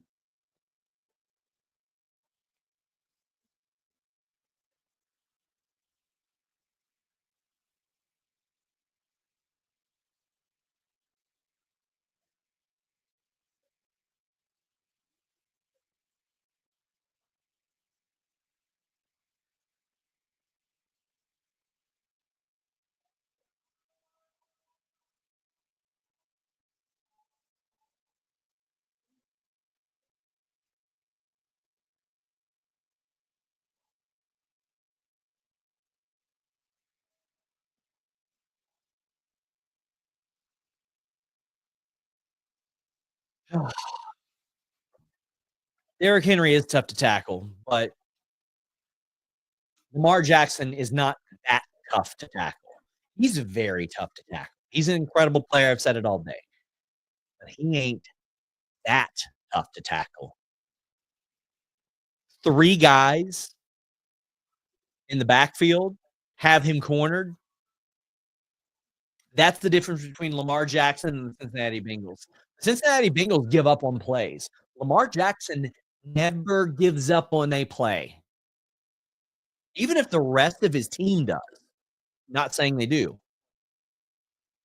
He doesn't.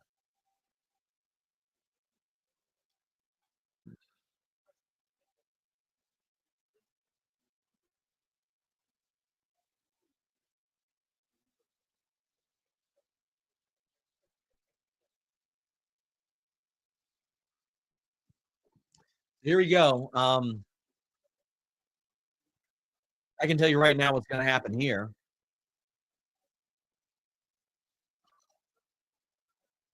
Backwards 2 more yards. Thanks. Um, the Ravens are going to utilize this momentum and get a stop here.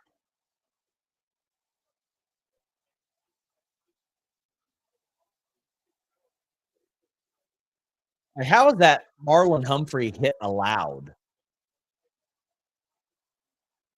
Jesus. But um, Baltimore Ravens have an awful lot of momentum right now, and they are going to carry that right now.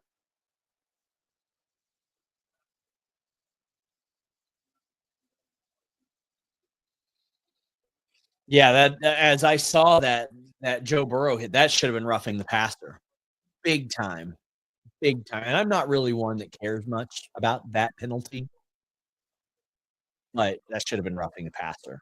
That's an easy call. It didn't get called.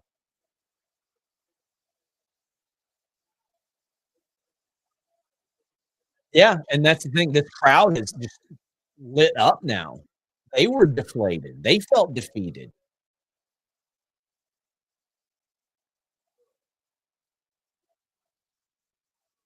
All right, Jamar. But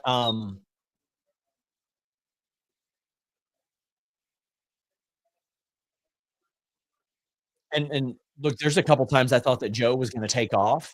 As I mentioned earlier, he doesn't typically throw the ball running forward a lot. It's usually lateral movement, not necessarily moving backwards. Usually it's moving to his right, not to his left that much based on what I see. But now we've seen him moving towards the line of scrimmage, running and throwing the ball, which is nice. And Chase Brown runs and falls over in 2 yards. Paul says the Bengals are going to beat the Ravens. Brother, I hope so.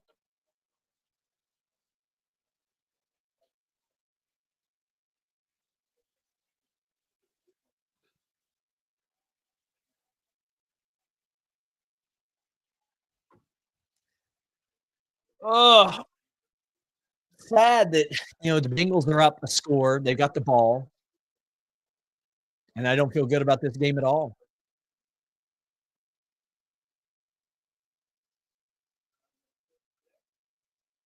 God, screen pass BS, man.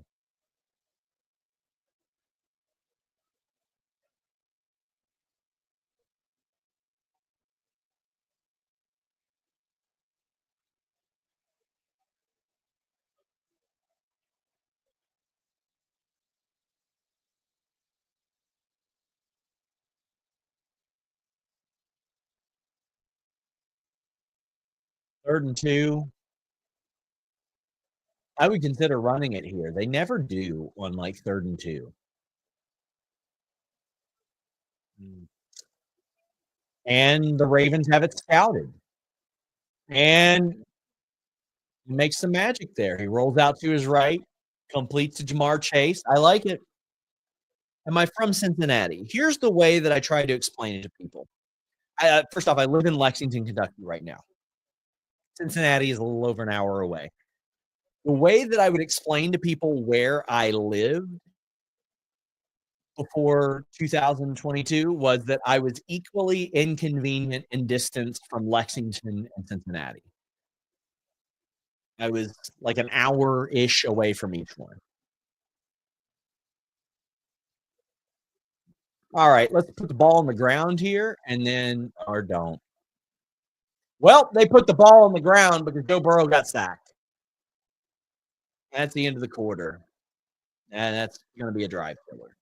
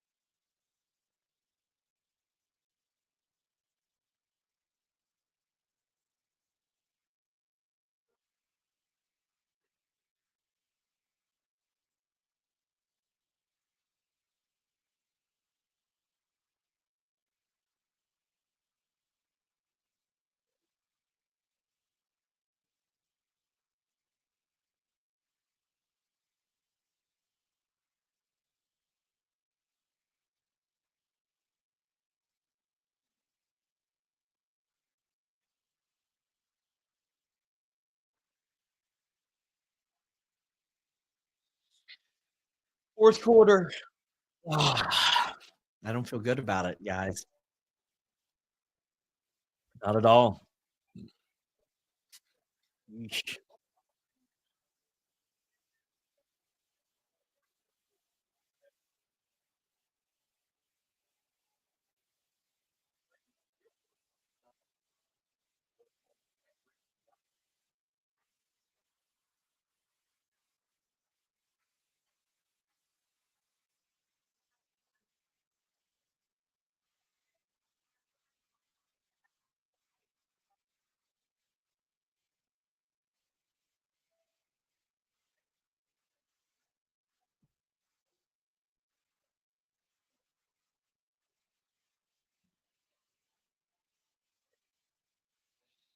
Julian Edelman looking like Fandango. So, man, Joe Burrow's been sacked 3 times. Ugh. All 3. God, by Namdi. And, big shocker, Bengals have not tackled, Lamar Jackson at all. Not at all. And he's 14 of 20. If I were them, I would be going to the air a lot more, a lot more. Joe Burrow, 2 fumbles, Chase Brown, a fumble. Listen, how is that one on Joe Burrow and not Khalil Herbert? That was the Khalil Herbert fumble, buddy. That was.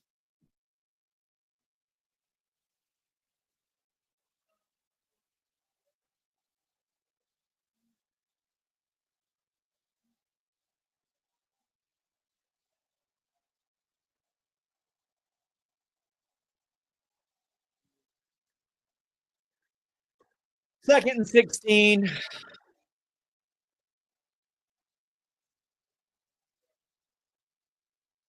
Another sack.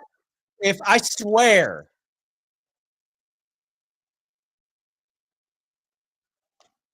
jeez, well, they just got to pick up yardage here and hopefully get a field goal. Oh, well,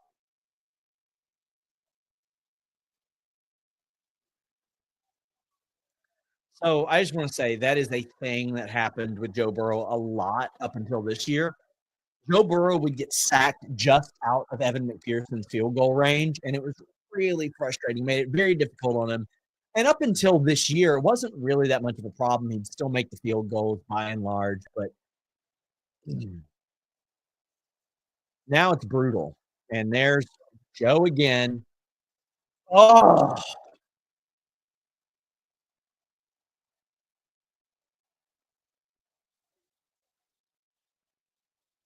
and this is where it happens. It's where it happens every time, guys.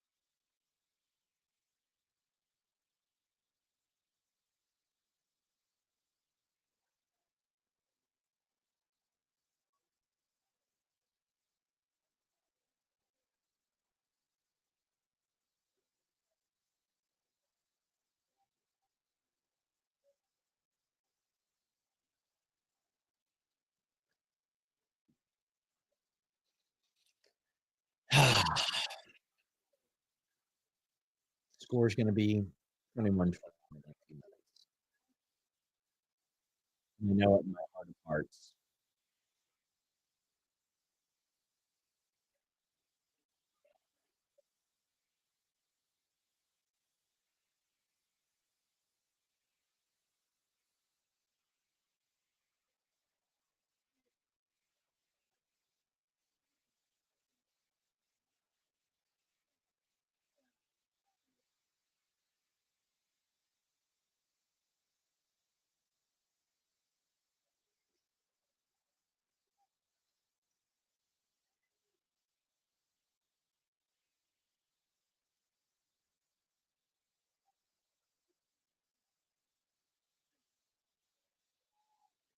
This, is a massive potential stop. As you can tell, I am far less excited when the Bengals are put in these situations where they absolutely have to make stops or make plays because I've just witnessed so much of it, and there you go.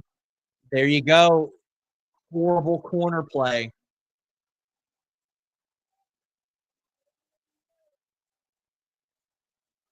Surely he didn't stay in bounds. Surely not. Y'all are gonna see me rage quit.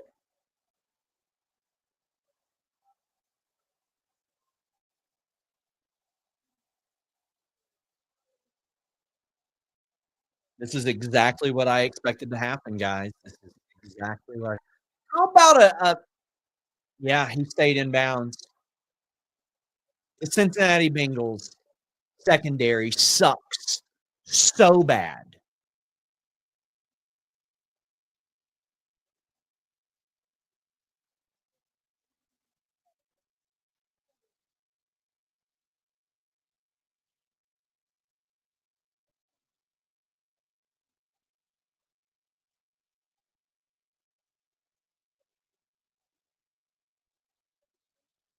This team sucks, man. This defense sucks. Man, I sat here and looked at you guys. Rewind the tape.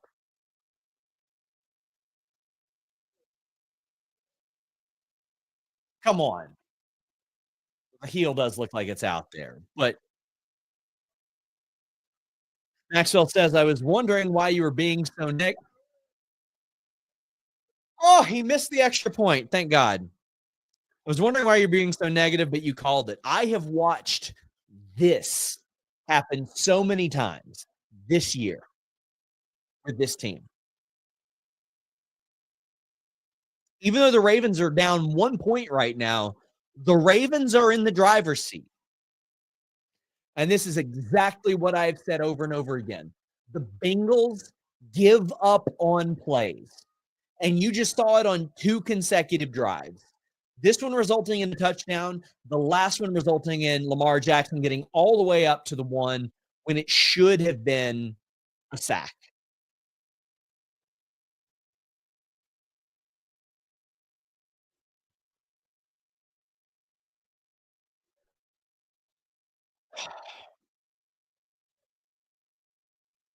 Man, at least this makes me look like a soothsayer. Makes me look like I know what I'm talking about a little bit, but I'm not happy about this. I'm not happy that I knew that my favorite team would just absolutely crap it. I'm not happy about that.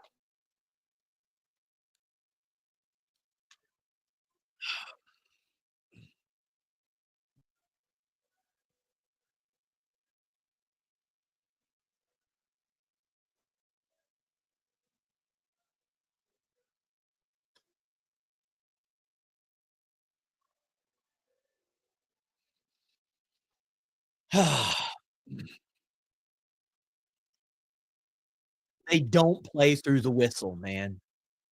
They don't play through the whistle. And, like, I don't you can't coach somebody to play through the whistle. Either they want to or they don't, and the Bengals don't.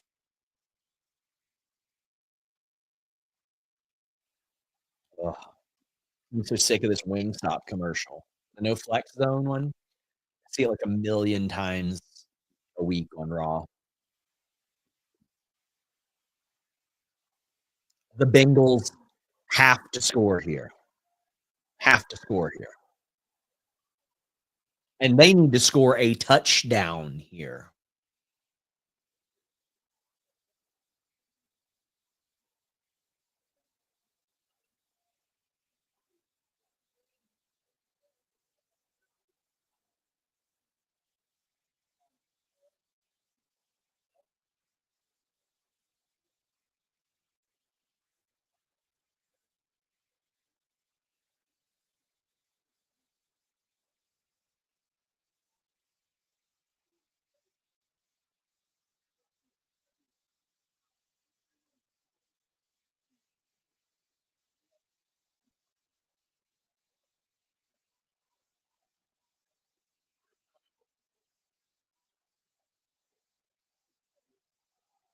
Again, Geno Stone and Logan Wilson giving up on the play.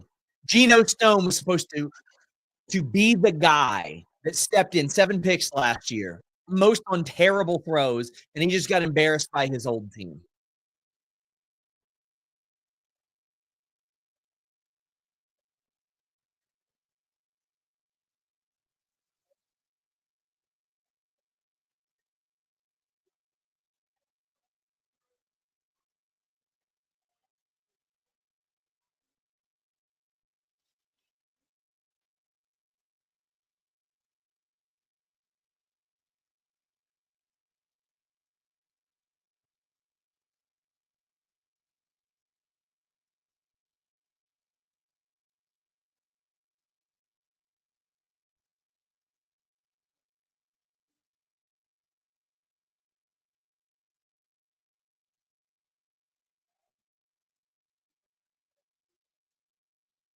Like, we're going to look at this Bengals season.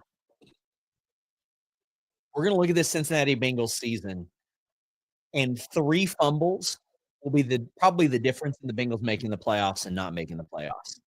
The Tanner Hudson fumble week 1 absolutely cost the Bengals the game, 100%. Joe Burrow fumble against the Chiefs cost the Bengals the game. The Chase Brown fumble today is likely going to cost the Bengals the game. Throw the ball, check down.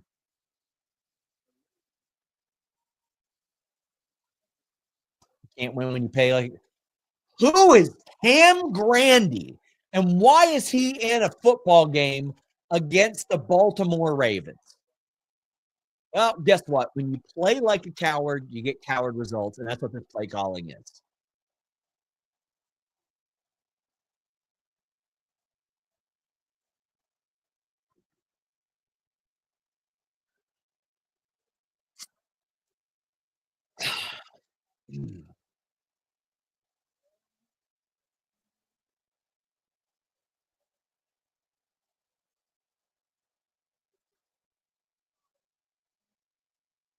Good for Brown getting that. Bengals had to have that.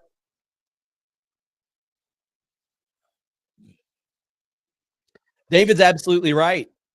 They were playing two-hand touch defense, and that's why the Ravens scored, because the Ravens don't play two-hand touch anything. We saw Humphrey come across and drill Joe Burrow. Meanwhile, Bengals can't get a hand on Lamar Jackson. They can't catch him. What do you think the ceiling is for the Bengals as long as Zach Taylor's the head coach?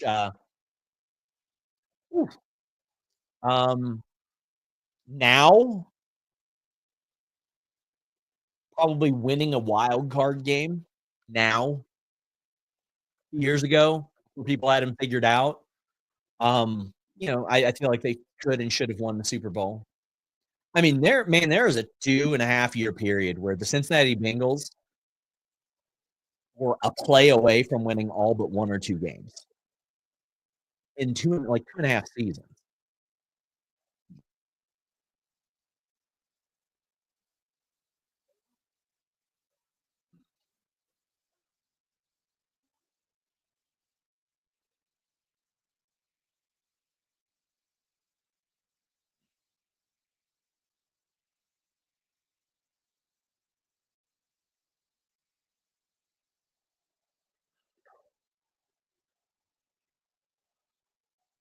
So I do like much more than I like Mixon, even though Mixon was much more sure-handed than Chase Brown. Chase Brown has done well with the dump offs this year.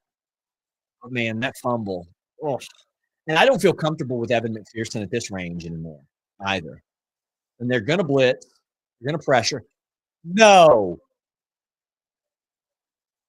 Joe Burrow has had some of the worst throws I've ever seen from him in this game. Like ones that as soon as they leave his hands, you know they're not going to come anywhere near a receiver. And that was that. If the Bengals don't convert this 4th down, they are going to lose this football game. Another prediction from your boy right here. Not a prediction, it's a prophecy. That's a long 2 yards. Why are they doing that? They trying to draw them off sides? Nope, they're going for it. Why? Why? What a stupid play call to a rookie who didn't show up to walkthroughs 5 days ago. What a dumb play call. You go up the guy, oh my God, up the sideline to the rookie who didn't show up to walkthroughs on Saturday.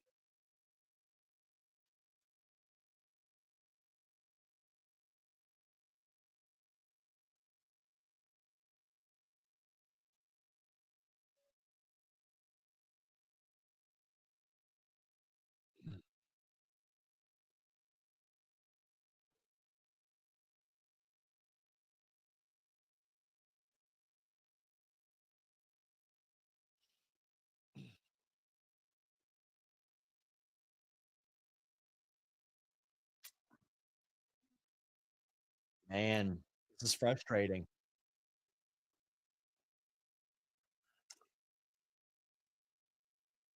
This is the Cincinnati Bengals season, man. This is the way it's went all year.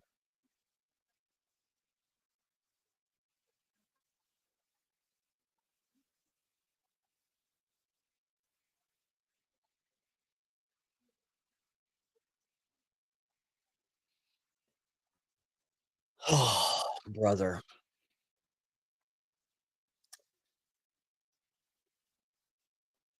All friends, I'll BRB.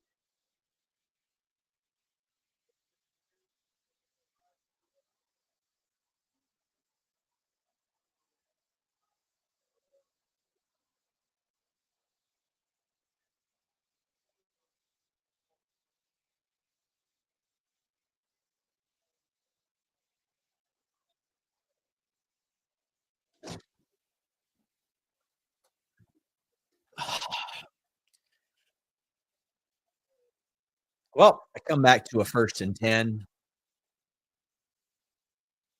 and here come the Ravens to win the game.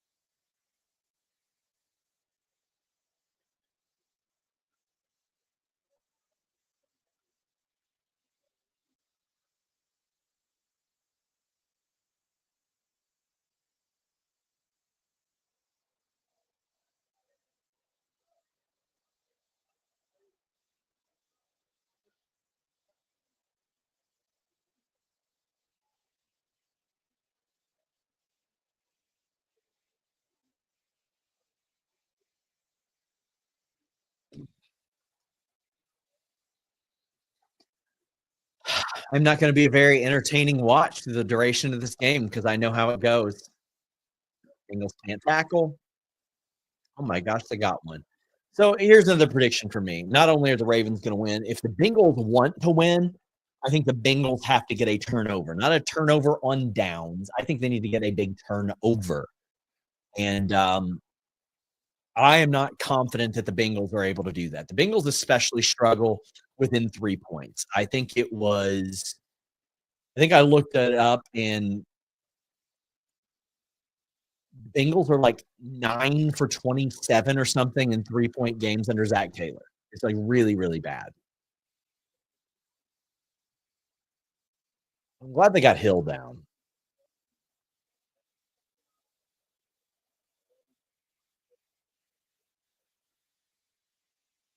Let's see. Yeah. Zach Taylor is 9 for 29 as of October 13th in games under 3 points. Let me see if that has changed. And 9 for 35 if you include preseason, which, a lot of people wouldn't, obviously. But to me, if you've never won a preseason game within 3 points, oh, there we go. What I tell you? I knew this was going to happen.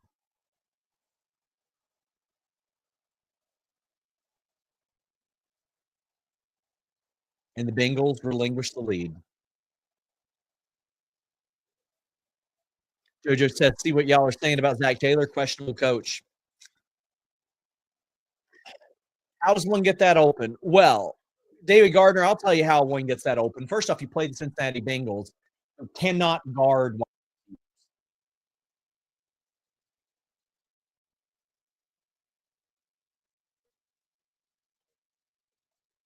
You're going for the 2-point try because why wouldn't they, right?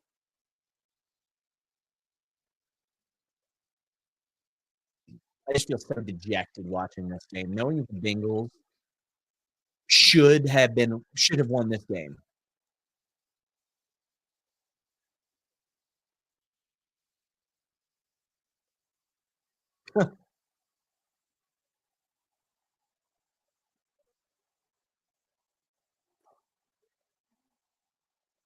Well, it's got to be 4 down territory for the Bengals here.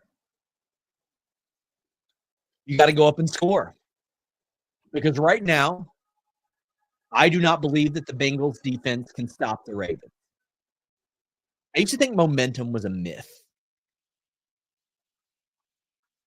And then I watched the Cincinnati Bengals and I realized how much momentum drags them out of the game, how Joe Burrow's demeanor changes, how lazy the defense gets, how dejected the offense gets.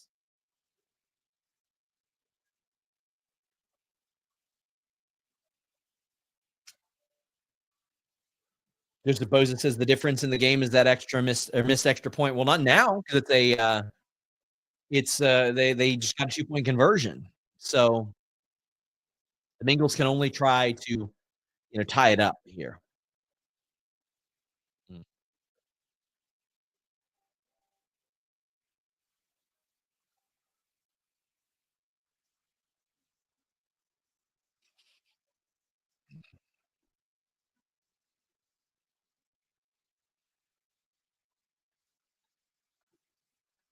Can't wait until the Bengals play the Steelers. Bengals are going to beat the Steelers, buddy.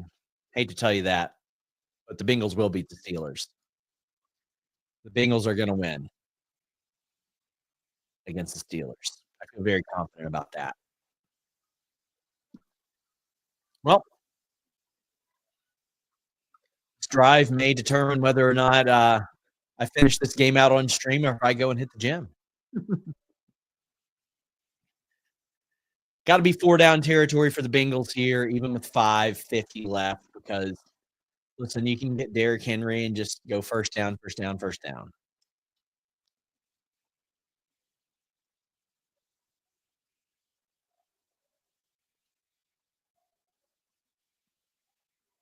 And the Ravens are going to have the last crack at winning.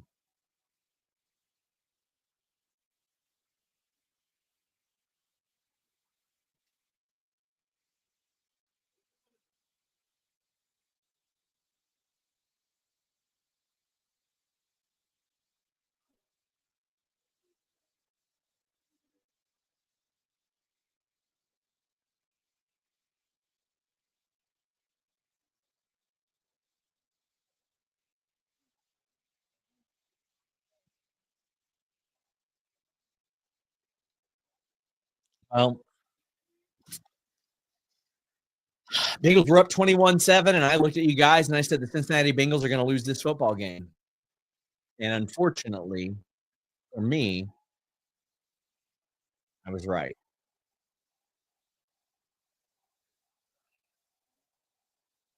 Lamar Jackson plays the Bengals so well. Lamar Jackson wins against the Bengals. The Steelers are confusingly okay this season. Well, it's going to be really confusing when the Bengals beat them on December 1st. Mark it down.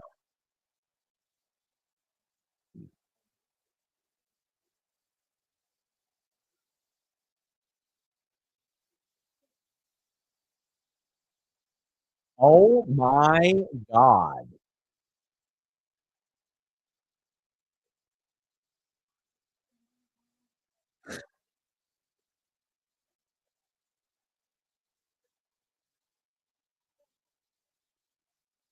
So that was pretty incredible. That is literally all I could ask for. I have no notes on that. If I were Joe Burrow, Jamar Chase, and Zach Taylor, I would simply do that every time.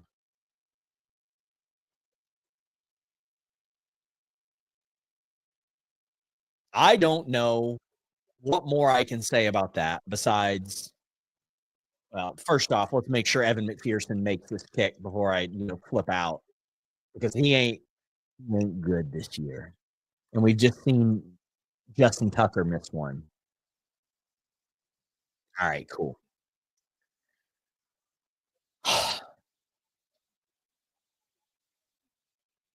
So let's watch that one.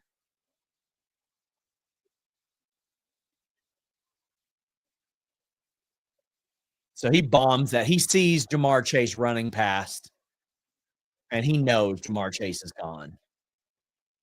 I do find it very hilarious that Jamar Chase stood at the 1-yard line. I find that very funny. How long did he sit there?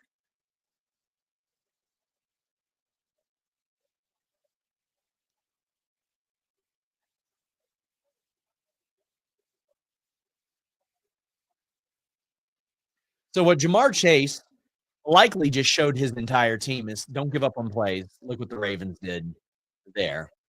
That's what we can't do. Well, Jamar Chase is incredible. In what has seen some of Joe Burrow's, quite frankly, worst throws I've ever seen, he has 390 yards and 3 touchdowns. Jamar Chase has 238 yards and 2 touchdowns. The defense needs a big stop here.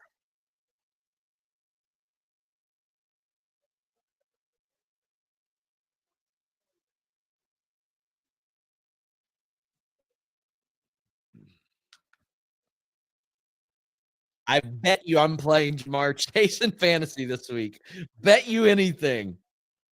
Let's see.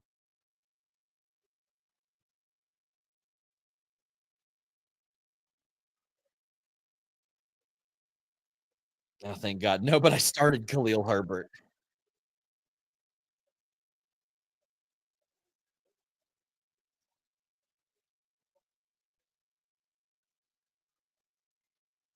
Oh, they can't finish the sack. They can't finish the sack, and what happens? A pick!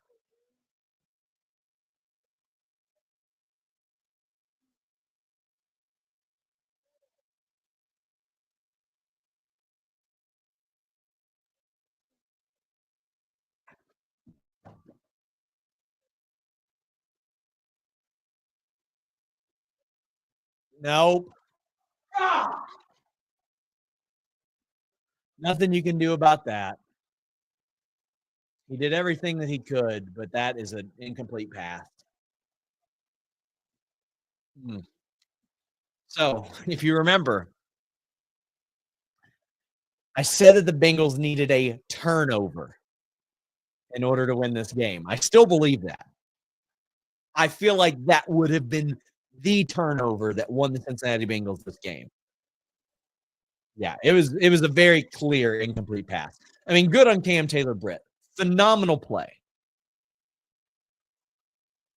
But it's what you like to see.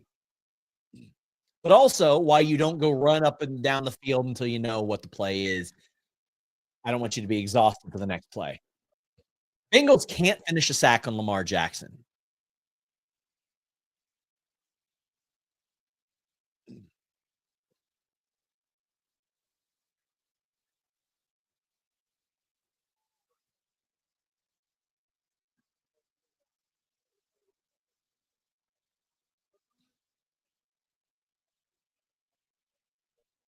They need a big stop here. A big stop.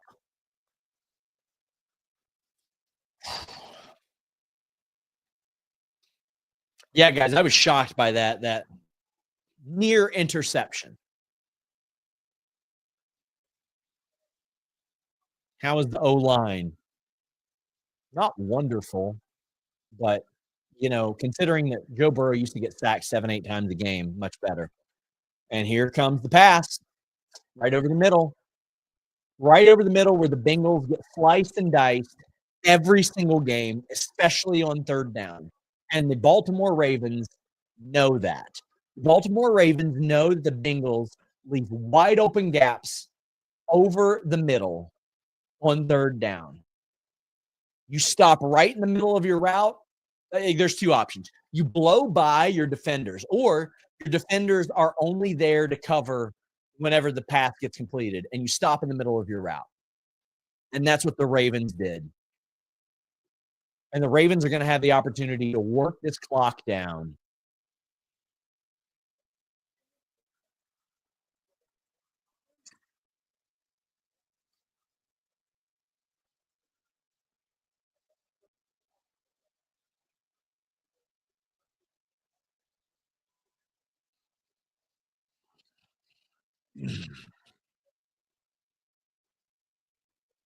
The Bengals are miserable in these situations, guys. What more can I say? It's a foregone conclusion. I've seen this play out so many times with the Bengals.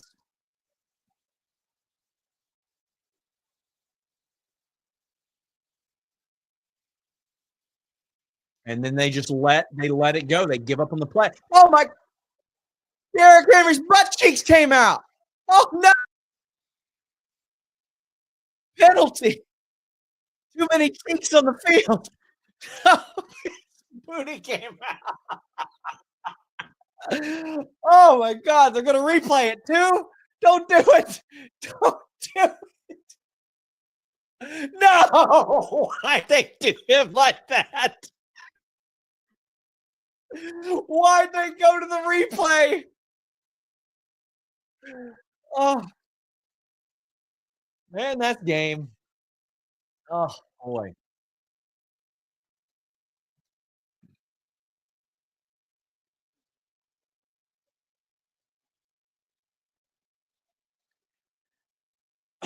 Well, fellas, can't believe they zoomed in on a butt cheek replay. Ugh.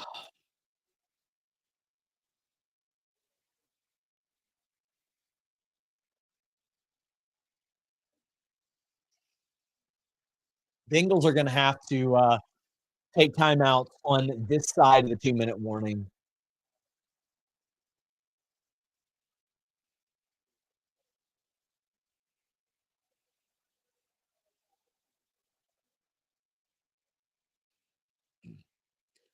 Yeah, David, this one is definitely isn't a ref situation. I mean, Baltimore with stuff getting called, got stuff called all night, and the Bengals have been very good about not getting penalties, but the Bengals couldn't close this one out. The Bengals are the biggest example of momentum I could ever show you. I mean, I looked at you guys when the Bengals were up 21-7 and said the Bengals will lose this game when Chase Brown fumbled that ball. If Chase Brown wouldn't have fumbled that ball, if they ended up punting instead, I think the Bengals would have won this game. But the Bengals quite literally fumbled their season away. 3 games, 3 games.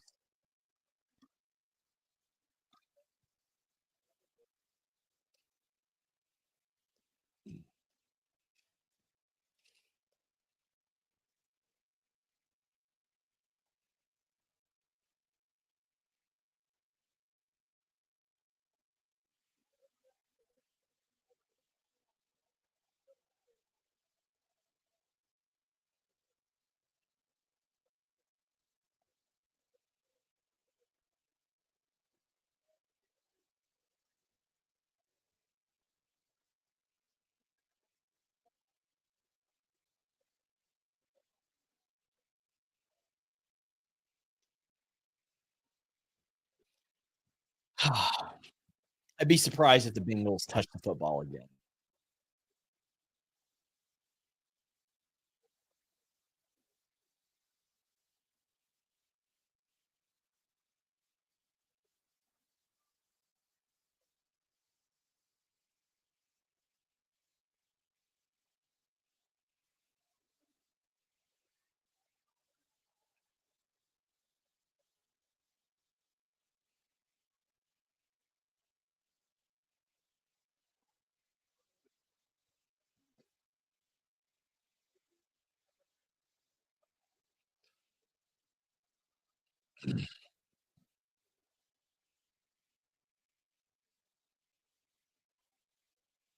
Just so dejected, man. Yeah, the Bengals white uniforms are great. I have the, helmet that I spent way too much for at the Bengals pro shop.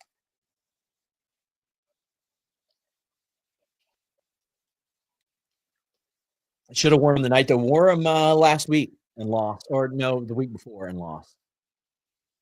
Well, that's a football game, buddy.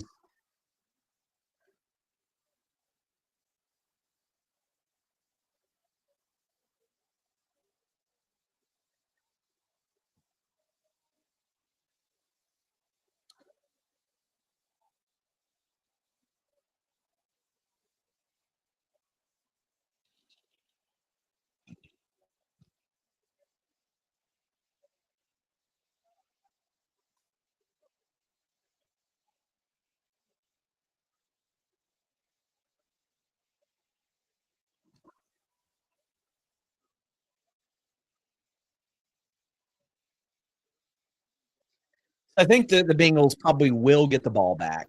Um, what they can do with it, I don't know, because this is the other side of the 2-minute warning.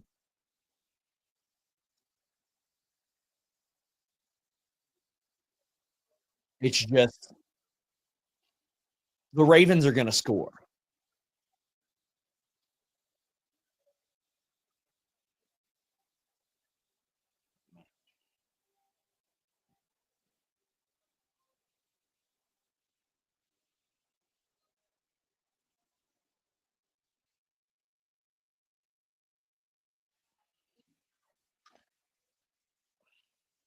What a game for me to stream, right?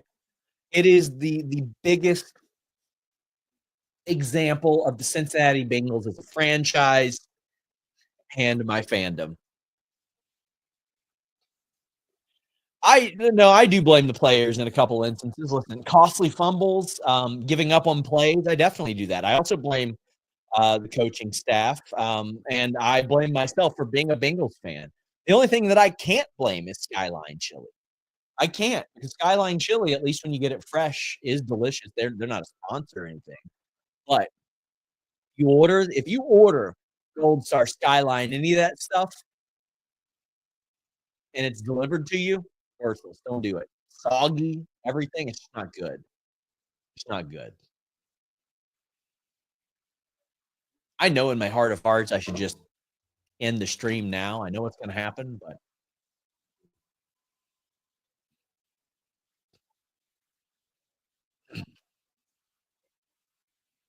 so mathematically, I don't think that the Ravens can run the clock out. They can run it down. I don't think they can run it out.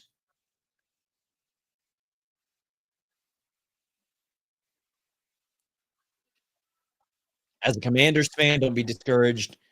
Game don't end till the zeros at the clock. Buddy, I am a Bengals fan, and I gotta say, this one's over. This one's over. Listen, if it comes down to Justin Tucker and the Bengals have a chance to march upfield with 4 downs to do it and a minute on the clock, well, I don't feel like I feel like they could at least threaten. But if the Ravens score a touchdown, this is a wrap, my friends.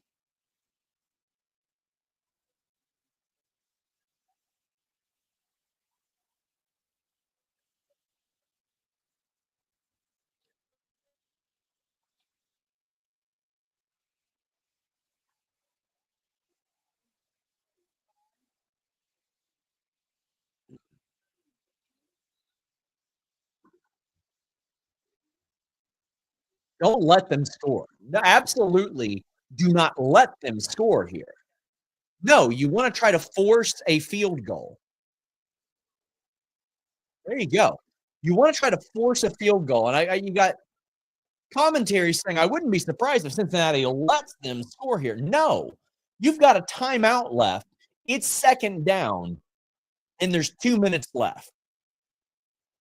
Why on earth would you let them score when you could try to force a field goal and then charge up the field and score a touchdown and win the game? That is some of the goofiest analysis I have ever heard. Let them score. Well, they're about to score, buddy.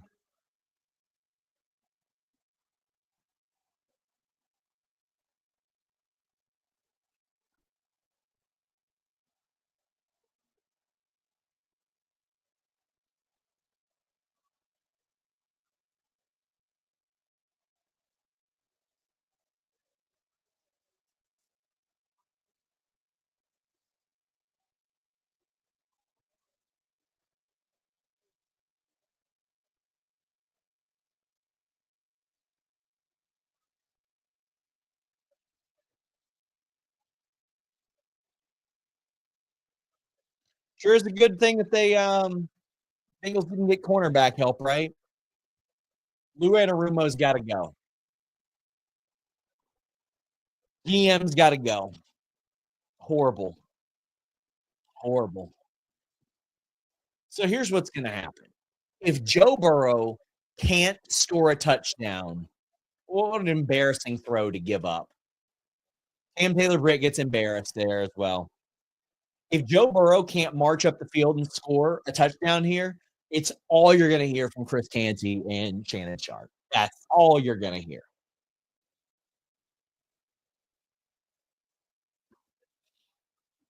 Cam Taylor-Britt got spanked, lost on that route, didn't catch up. Safety's supposed to be there. Where's the safety? Josh Newton has to be there on that as well.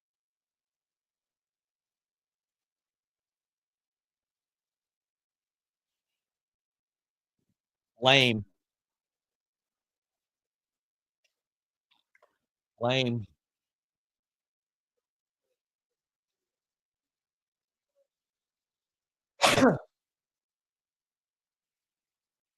My luck. They tie it up, and I got to sit here for another 40 minutes.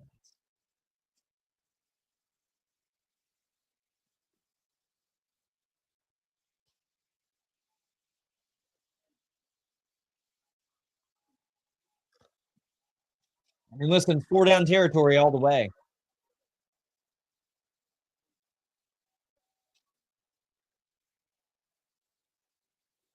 Listen, hear me out.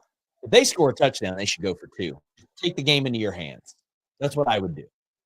I would put the game in your own hands because you might not have a chance to win the game in overtime if the Ravens get the ball first.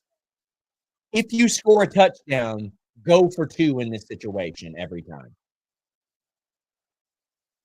Horrible throw.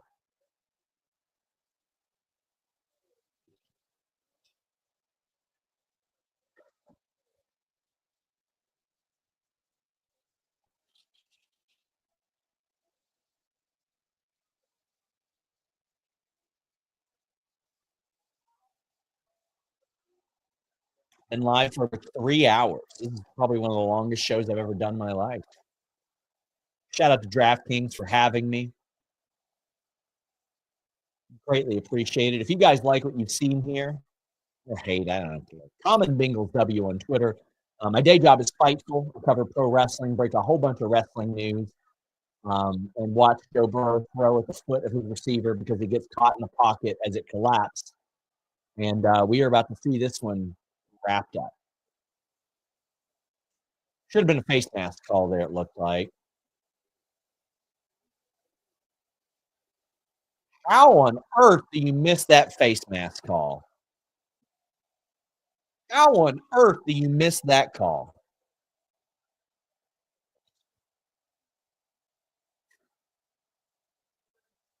That should have been a first down. Bengals should be in great field position right now. They should be beyond the 40.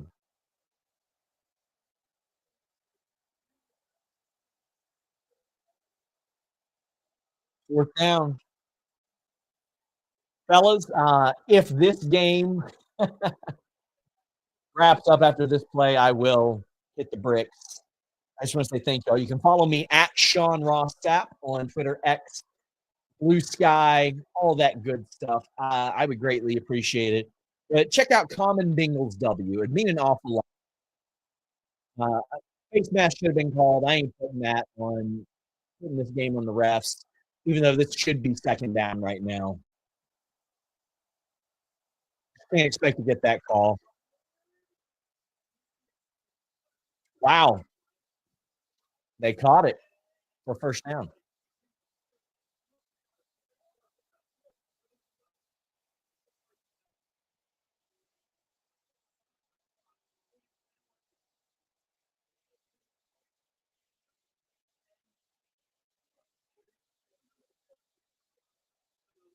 We're going to review this to see if he caught it. He didn't catch it. He didn't catch it. It's not whether or not he made the first down. He didn't catch the ball. The ball goes up against the ground. I think that's what they're looking at. I think they're looking at if it's actually a catch as opposed to a first down.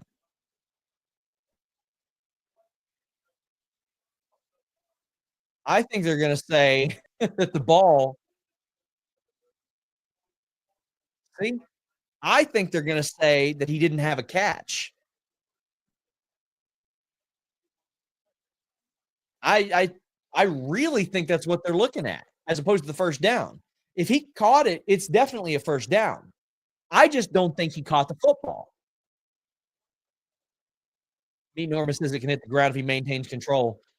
It's Yoshi Voss. I don't believe he had it.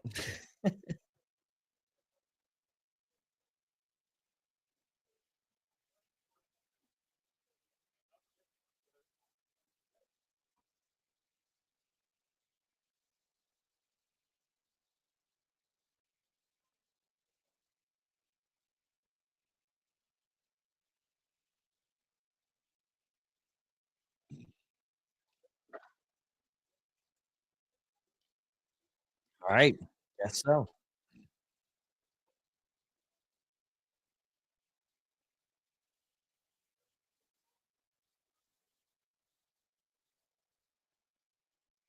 Come on, fellas. It's late. First down. All right. It ain't over yet. Oh, brother. Where art thou? This is the most painless thing. And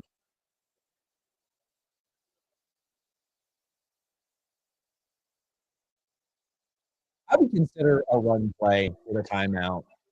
See if Chase can or Chase Brown can break one off over this coverage.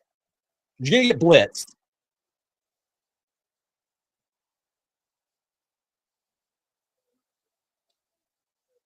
I'd like to see the replay on that because Vicky isn't happy, but he's been complaining all game long.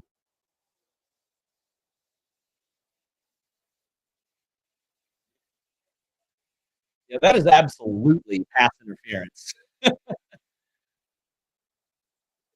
That is absolutely pass interference. So that is about 25 yards of penalties they haven't called on this drive, which is quite frustrating. And a flag.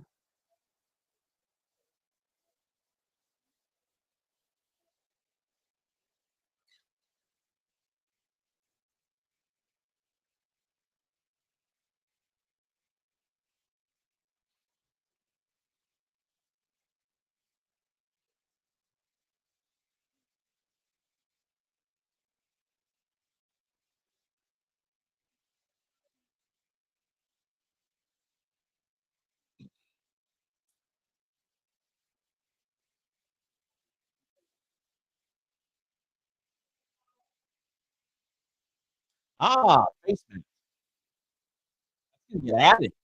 So that's good. That needed to happen, especially after they missed that one earlier. But we're looking at a play like Bengals right now, based on it was on Yoshivas. Josh, the Bengals should be should be damn near the red zone now.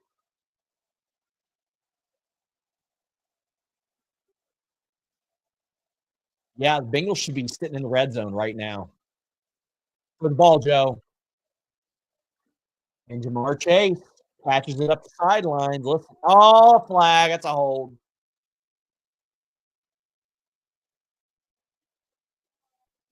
Roughing the passer. Ooh. Well, they should be sitting on the one right now. And also, Joe Burrow has been getting creamed the last 2 weeks, like with roughing the passer penalties.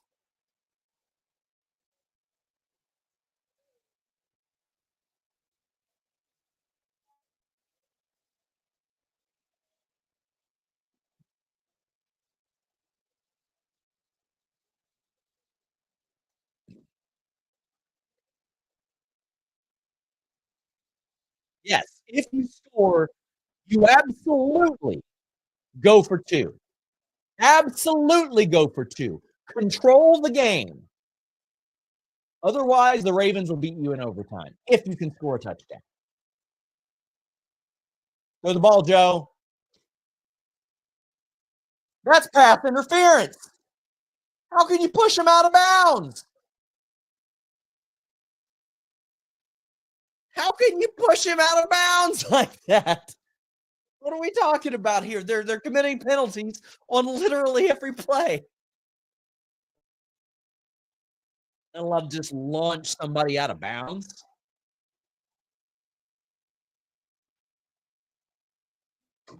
Mm. Joey said easy with his hands. Did Sean's system take overtime if it goes to overtime? No. No. I don't want it to go to overtime. I want the Bengals to score a touchdown and go for two and win the game. Flag, probably a hold. Probably a makeup call here.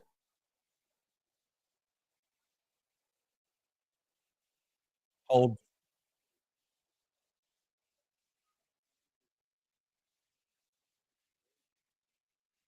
It's going to be against Cincinnati, almost certain.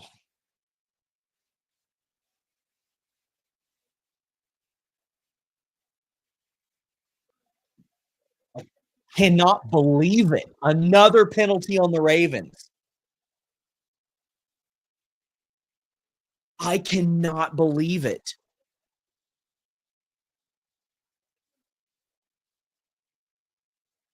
My God. Listen, the Ravens have pushed the Bengals all the way up to the goal line. They have pushed them in the position to score.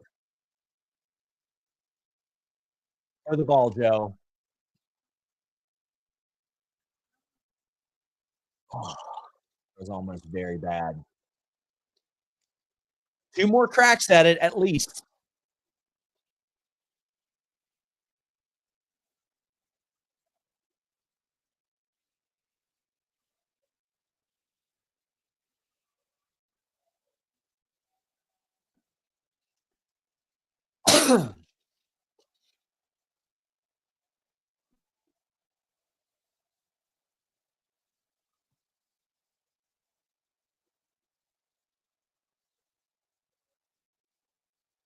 It shouldn't even be a decision. It should be a 2-point conversion.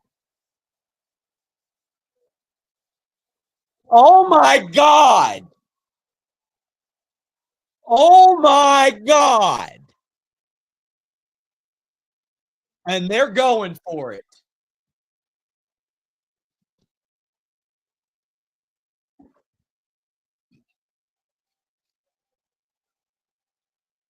Go for two.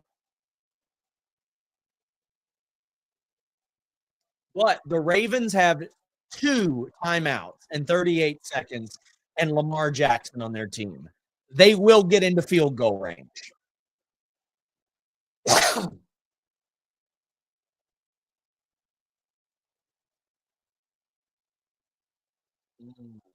This is a lot of times in these situations, Joe Burrow throws a little bit high for his receivers.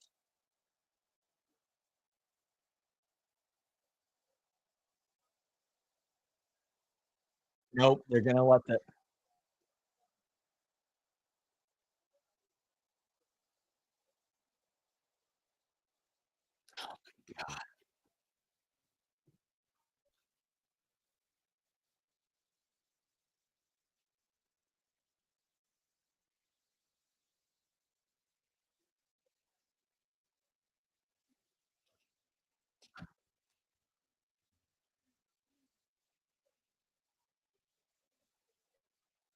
Do you guys remember what I said at the beginning of this game?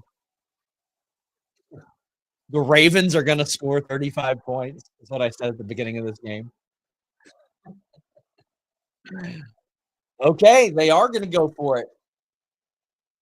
Chat is ahead of me a little bit, so I'm going to try to not look. Oh my God.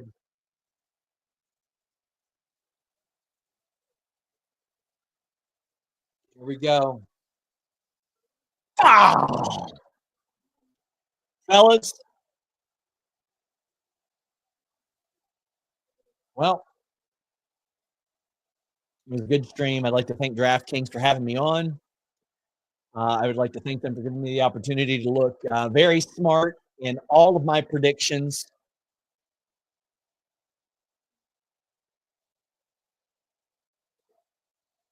Until next time, my friends, we're out.